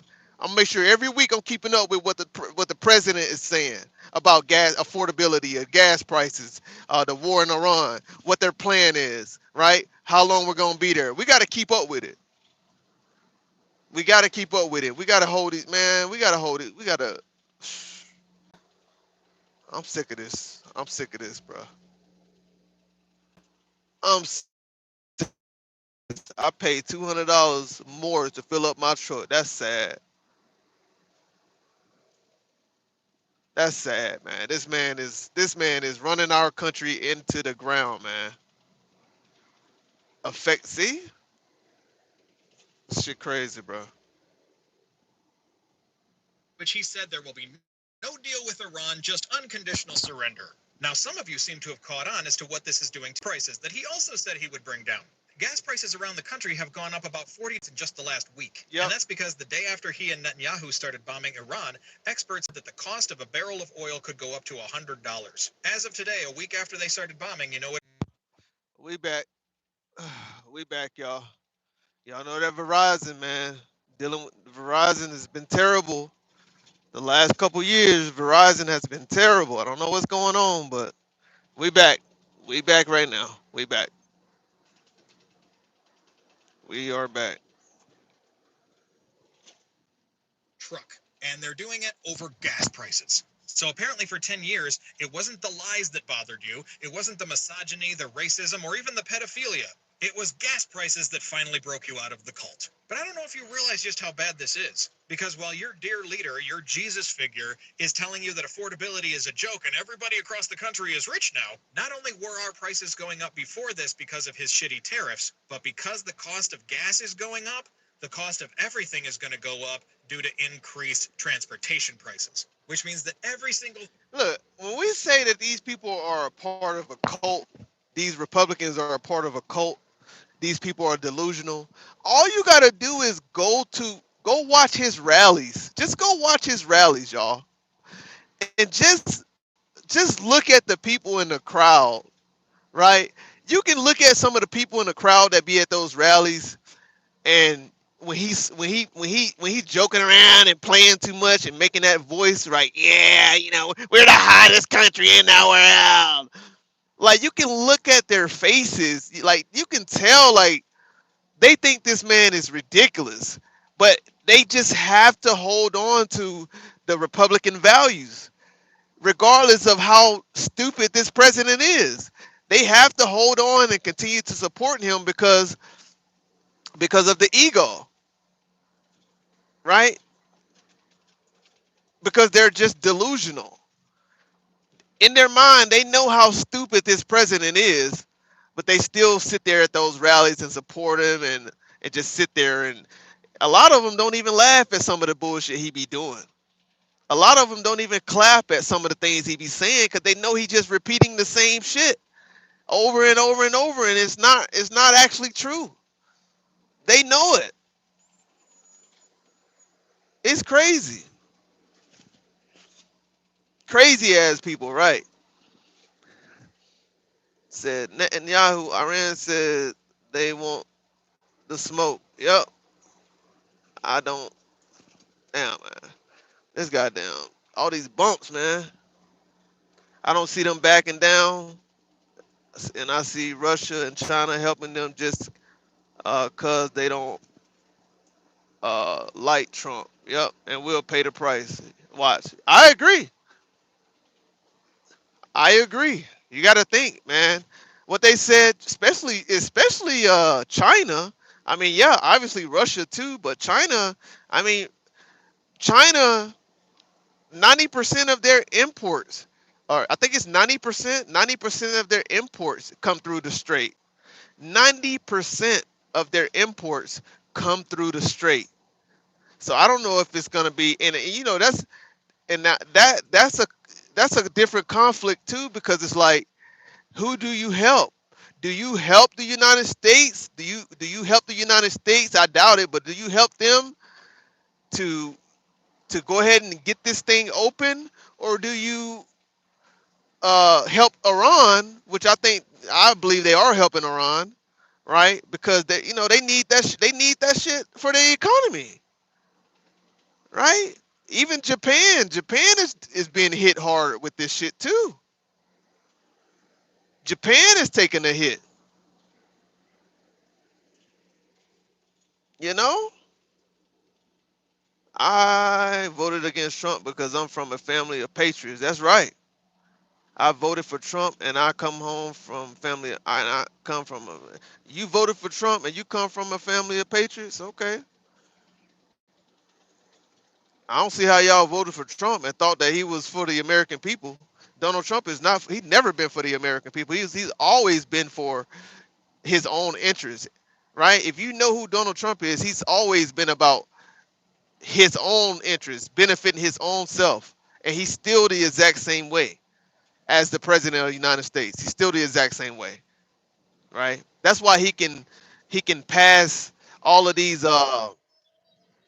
Okay, yeah, okay. That's why he can do so many things without Congress and make all of these moves so fast, right? Without thinking, without actually putting a comprehensive plan in place, right? And blame the Democrats for the shutdowns and this and that because they want to look at this shit extensively and go over it and make sure that a lot of these things that he's trying to do actually make sense for the American people. But no, he's just so anxious to pass things and put things out so fast because it's in his best interest for himself and his friends. It's not about the American people. Nothing that he do is about the American people. Nothing. That little temporary ice um takeover in Minnesota was to appease and to make it seem like he was keeping his promise. And we seen how fast that ended. We seen how fast that stopped, right? Uh, Imposing tariffs without Congress, waging a war without Congress, doing all this shit so fast without Congress, without the American people, right? It's only to benefit Donald J. Trump. That's it. That's it.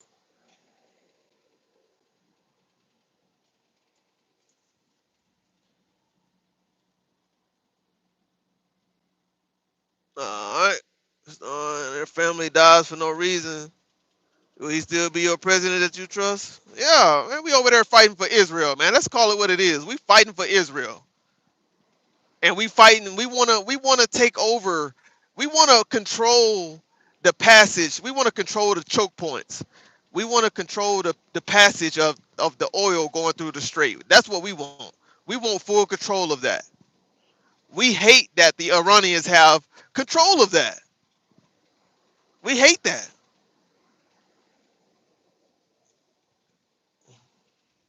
And you think that these people finna go down that easy? You think these people finna give up the control that they have? Hell no. Why we think they built those underground bunkers and shit? Why we think they did that? They man, they got so much shit underneath the ground that we don't know about. Like they got, man, I'm telling y'all, they got some shit under there, man, that we know that they operating at full force. We know they good. We don't. I'm telling y'all, man, these people are not backing down, man, and they gonna hold out as long as they need to hold out. Okay, you wanna destroy our facilities? That's fine. Okay, okay, all right. Well, we gonna affect the entire world. We gonna sit here and allow you to fuck us up. Fuck up our cities and shit. Fuck up our buildings, our government buildings, our hospitals, our schools.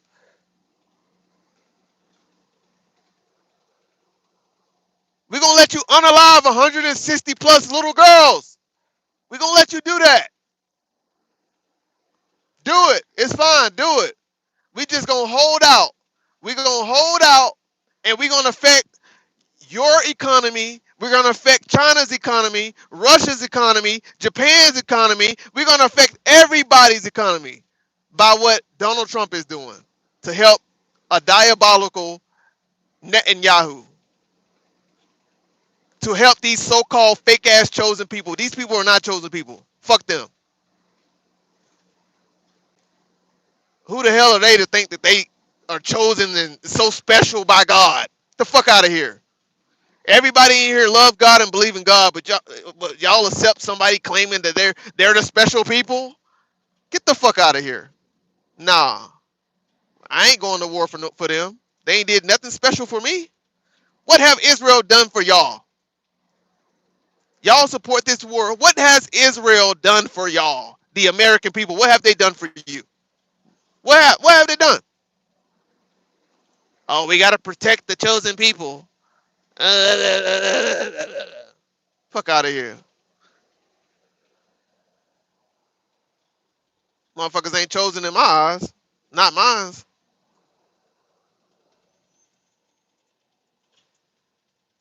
Not mine. He said it's cities I researched that's for the top 1%. Mm, mm. So that's the real reasoning right there. That's the reasoning right there. Yeah, these people ain't done nothing for us. We over there fighting their war. Sending our troops over there to fight their war. And there's reports out there that there's over 5,000 Marines getting ready to hit the ground. Over 5,000 Marines getting ready to hit the ground, allegedly. There's reports out there right now. The president may have he may have a press conference Monday. I don't know. He may come out and say something about it. I don't know. But they're saying there's over 5,000 troops, Marines, right now headed to go to the ground, hit the ground in Iran. Man, that shit finna be easy. That shit finna be easy peasy for Iran. 5,000 against their millions of people. That shit finna be easy as hell. That shit finna be a cakewalk. A cakewalk.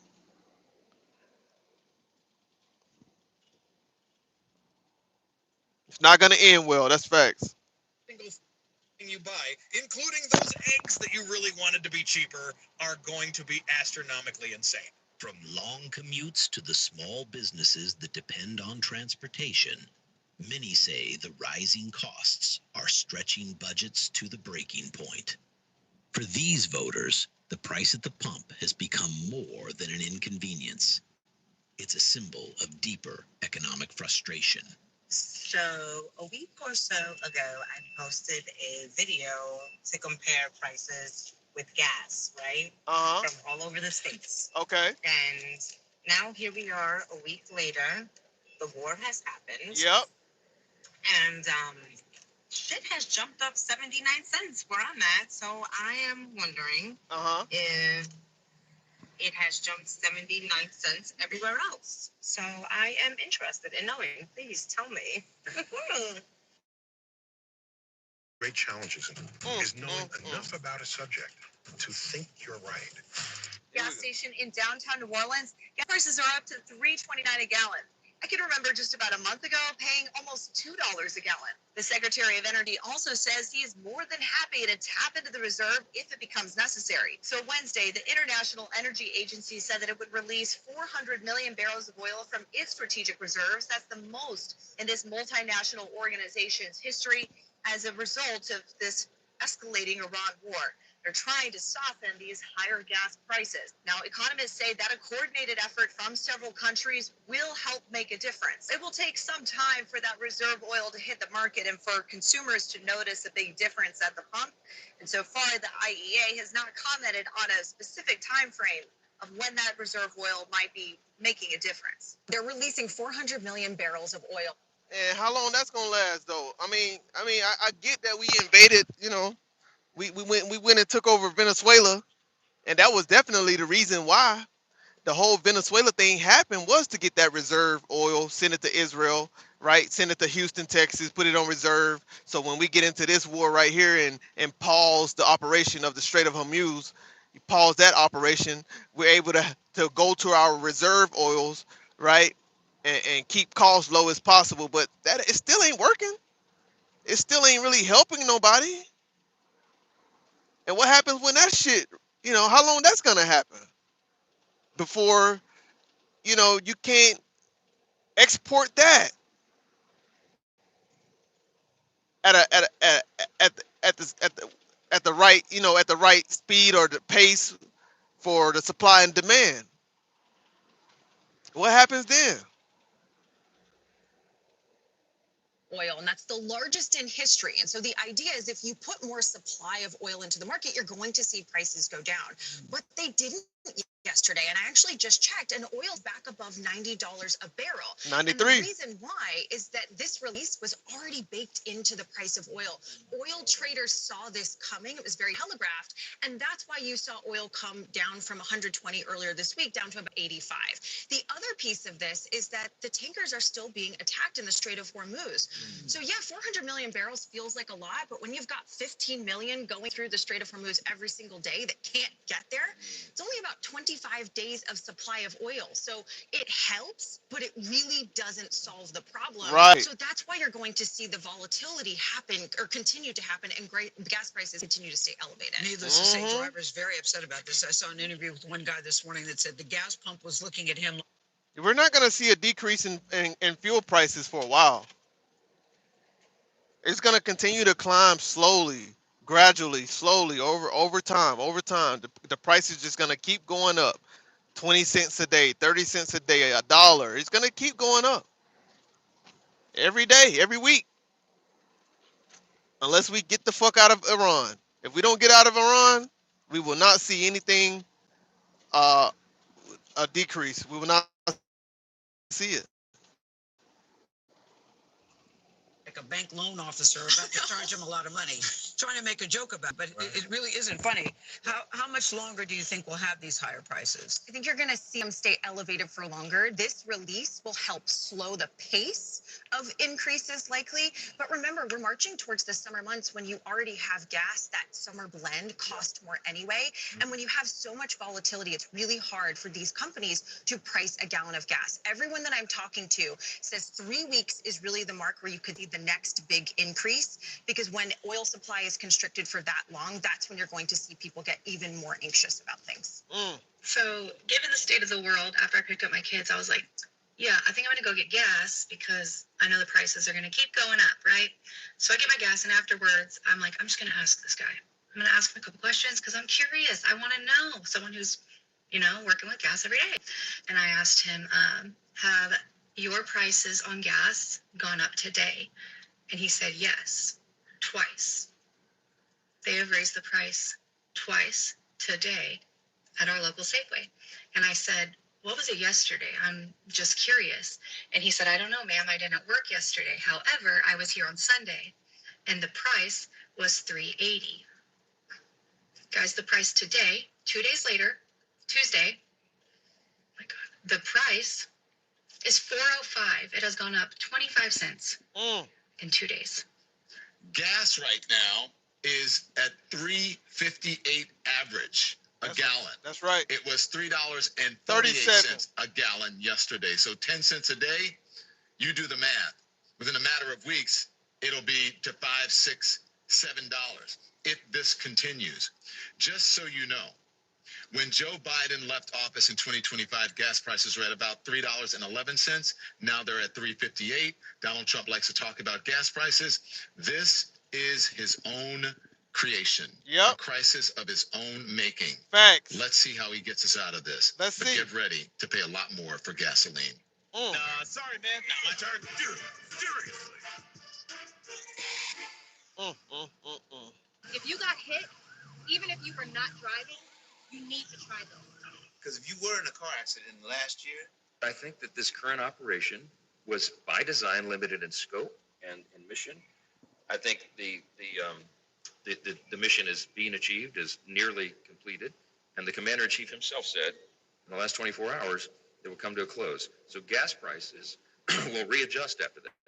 Most of this is because the Strait of Hormuz has been closed by the regime down there, but it will be reopened and it will take a couple of weeks, but gas prices will come back down. Remember, they were down almost $2.50 a gallon on a national average under President Trump, when under Biden they were at almost $5 a gallon. So this is a temporary blip in an extraordinary trend. I told y'all, return to American energy dominance. I told y'all. I'm telling y'all, bro. When it's something they can talk about that's good, they're gonna talk about it. They're gonna press on it. But anything that is negative, they're gonna always bring up Joe Biden's name. They do it every time, bro. These people are so disingenuous. I do not like anybody on the Trump administration. None of them. Especially the ones with the controlled opposition, man. Ted Cruz, Marco Rubio. Them motherfuckers I despise now. I despise Marco Rubio and Ted Cruz. Them boys, they sold their soul, for lack of better words. Right? That's what they did. That controlled opposition is a motherfucker, man. Real talk.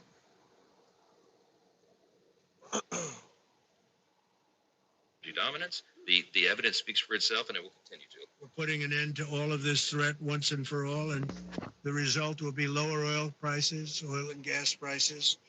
You want fake people running our country. You want a PDF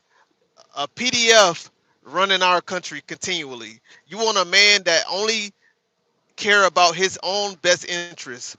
You want a man that only wants to line his own pockets to run our country in 2028. That's fucking sad. That's sad. That's how I know you're stupid. Right? That's how I know you're slow. Right? And you're un-American too. You want Marco Rubio, a man who do not have any integrity, right? Marco Rubio do not have any integrity. No integrity at all. That's who you want running the country? A man of no integrity?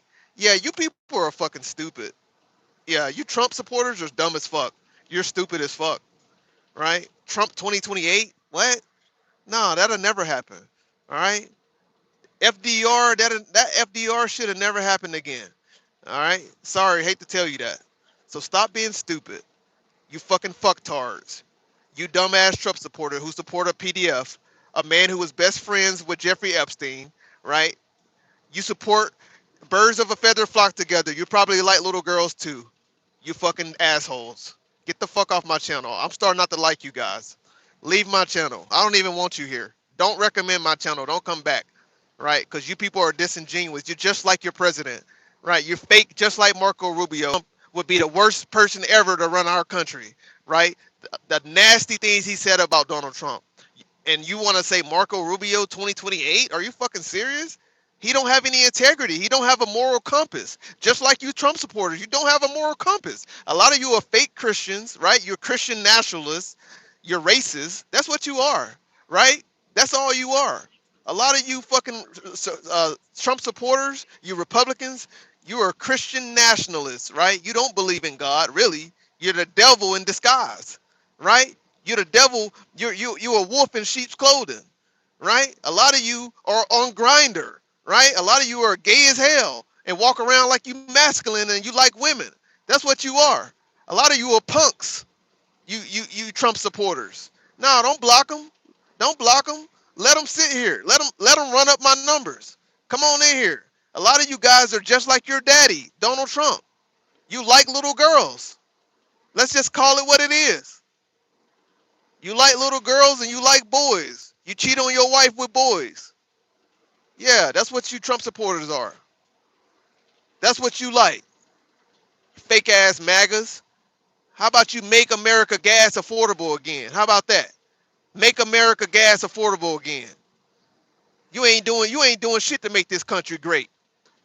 This fake ass president is not for the American people. He's not for the troops. He's not for the working class. He's not for you, but you still support him. He ain't did shit for you. Nothing. He built the border. He built the wall. Oh yeah, he closed the border. That's what. Yeah. That's all you dumbass fucking retards got to say. That's it. That's all you dumbasses can say. Cause you don't have a real reason to support him other than you just racist as fuck. Because you know he's racist as fuck. That's it. You dumbass Trump supporters. I don't like none of you. Because you support a man of no integrity. You support a man who was best friends with a guy who had the largest HT trafficking ring in American history. Okay. Okay. You think he didn't know what Jeffrey Epstein was doing? You a damn fool. Yeah, you don't want to believe it, right? You the type of person who see you the type of person you the type of person who see what's going on but choose to ignore it, right? Because you don't want to make your party look bad. That's what it is. You want to protect your party over the truth. You want to protect your party instead of have integrity. Can you guys hear me? Put a one in the chat if y'all can hear me. I just got a phone call. It's pissing me off because this shit is pissing me off. I just got a phone call. Can y'all hear me in the chat? Put a one in the chat if you can hear me. Okay, cool. They can hear me in the chat. I got a phone call. I thought it disrupted my mic. Right? But I'm tired of these MAGA nights. Sick and tired of these MAGA nights. These disingenuous ass people. Right? These people of no integrity. These people with no moral compass. Claiming that they Christian nationalists. Claiming that they love God. They don't love God. They don't. A lot of them don't. They don't know God.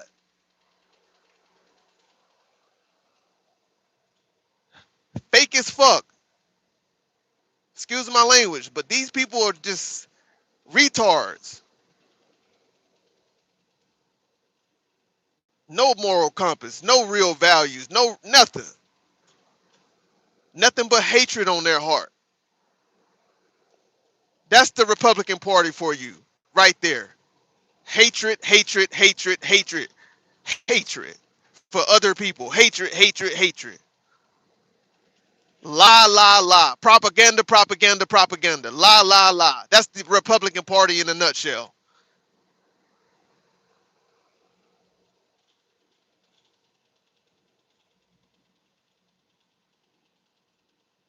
Get back into this video. For American families, we've done that. We've done it. We brought it very low. This was just an excursion into something that had to be done. I filled up my gas tank today. It was only... Why it had to be done, Donald Trump? He just say shit and don't explain nothing. He don't explain anything. just say shit. And these conservatives run with it. They just run with it. Yes, daddy. Yes, daddy. That's fine. We might not know why you're doing it, but we know you. This how these conservatives are, bro. They like, we might not know why you're doing it, Trump, but we trust you. Dumbasses, bro. Just stupid as hell. We might not know why the president is doing what he's doing, but we're going to support him. We need to support our president. We need to support him. We might not know why he's doing it. He might not have a clear reason why, but we need to support our president. That is a cult in a nutshell. That's why people say that they're in a cult.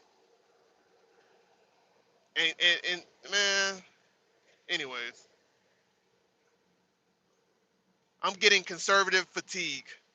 I really am. I'm getting Republican fatigue. I'm tired of these people.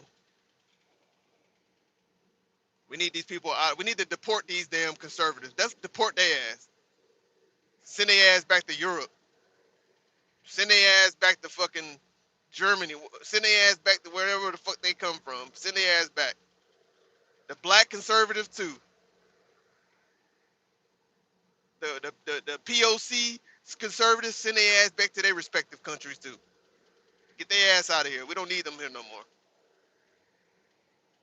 We a little bit below the quarter hash mark. Gas is $4.60 a gallon. It cost me $43 to fill my car up from a quarter tank. That's all I needed. Like, I had 3/4 of a tank in there already. I only needed a quarter of a tank, and it was $43. Mm-hmm. The math ain't mathing. Because it's not once have we talked about increasing production. Mm-hmm. Not once have we talked about oil reserves. Mm-hmm. Not once have we talked about suspending fuel taxes. Uh-huh. Not once. It's just give me, give me, give me. We have nothing left to give. Your eyes are not deceiving you. A gas station in LA was spotted charging more than $8 a gallon for gasoline. Now, gas prices aren't nearly that high in most of the United States. The average price for a gallon of regular gas in the U.S. is $3.48 as of Monday morning, but that's up 50 cents or 17% since the start of the war. I'm not even filling up right now. I'm just barely, trying to get by with, putting 20 in.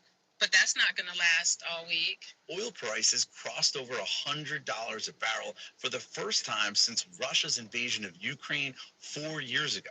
The price of oil could keep rising and go even higher if travel through the Strait of Hormuz doesn't resume soon. Iran has threatened to attack vessels that go through the strait. That's the narrow waterway where roughly 20% of the world's oil travels. And analysts say this is by far the biggest disruption to oil production on record. The Trump administration says they're trying to fix this. They've announced a plan to provide insurance to oil tankers passing through the Strait of Hormuz. They also say they're working to secure naval escorts for ships, but a concrete plan has yet to emerge. In a social media post, President Trump called the rising oil prices a, quote, very small price to pay. The real question is, how long does this last? If this situation continues for weeks or even months, then you will start hearing concerns about a recession in the U.S. economy. Mm-hmm. Do you regret your vote right now? Well, between him and her, I thought he was the better choice, but honestly, I miss my Uncle Joe. I was a nobody, and I was balling then. Now, I couldn't even tell you. I couldn't even show you $5 in my pocket. We spoke to Trump voters here in Florida who are ticked off about the fact that the gas prices in the state have gone up by an average of about 60 cents within just a week. I would just wish he'd keep up on his campaign promise and say he was going to put it under $3. He'd end that war so fast. But here it is, 5 years later, helping his buddy out get his more money. And then never mind charging us Americans all sorts of money for fuel that you just stole from Venezuela. And those gas prices are getting higher because of volatile oil prices due to the war in Iran, a war that these Trump voters tell us they hope wraps up quickly. Shit crazy, man. It's getting crazy out here, chat. Said Trumpers might as well wear KKK clothes and ride horses to the White House. Come on. I regret my vote for Trump. I was lied to, I guess. that after he became president, women no longer were, I'm sorry, they were no longer going to have to work. Across the country, political tensions are spilling into everyday conversations, with some MAGA voters openly mocking and laughing at Democrats over policies, culture, and leadership. But what's driving this wave of ridicule? Listen closely as these so-called patriotic citizens make fun of those on the other side of the aisle. I got my vote for Donald Trump, and here's why. I was told that I would not be allowed to drive anymore, and I was looking forward to being a passenger princess, but as you can see, I'm sitting in my car right now because if I want to run errands, I have to take myself. That's kind of wild, so the curbs better watch out. I was also told that with the last name Krolchak, I was getting deported to Poland, and I was kind of looking forward to the free trip, but instead I have to pay for myself to go abroad. So that's ridiculous. And having to work, are you kidding me? I was told that I was going to lose my right to work, but I still have to go to work every single day. So I'm feeling very lied to. I was told that that would happen with my vote for Donald Trump. I was told I wouldn't be allowed to vote anymore, that I wouldn't have to drive myself all the way to the voting precinct to cast my vote. But turns out I do still have to do that. It's not just for the men. So I'm feeling very lied to, and I can't believe I voted for Trump thinking all of that would happen. I have not seen one single person that I know or seen one single person on social media ever talk about regretting their vote for Donald Trump. We voted for this. We are happy with what he is doing. Yeah, right. So take that shit somewhere else. That's a damn lie. The people have spoken. You got another 3.5 years, baby. It's going to be a long ride. Yeah. In other words, it's going to be a bumpy ride. Buckle up, Buttercup. I regret my vote. They just trying to save face. They trying to save face because they know that a lot of people coming out and asking where they at because they quiet as hell. So now they trying to come out and act like they support what's going on, but they know damn well deep inside that they don't support what this motherfucker is doing. They just trying to save face. That's why I told y'all Republicans are the most disingenuous people ever. They're fake. A lot of them are fake, and I can't deal with them. Quite frankly, me personally, I can't deal with Republicans. Nope, I can't. I can't do it. Anyways, guys, we're gonna come back live again. I'm about to get this fuel real quick and figure out how much further I gotta go, and then we're gonna come back in a little bit, guys. Give me a little while. We're gonna come back and we're gonna do another live. So shout out to everybody who was here. Hit that like button, man. Thank you guys for being here. Put some love on the live, and we'll see you guys in a little while. Thank you so much. Love each and every one of y'all.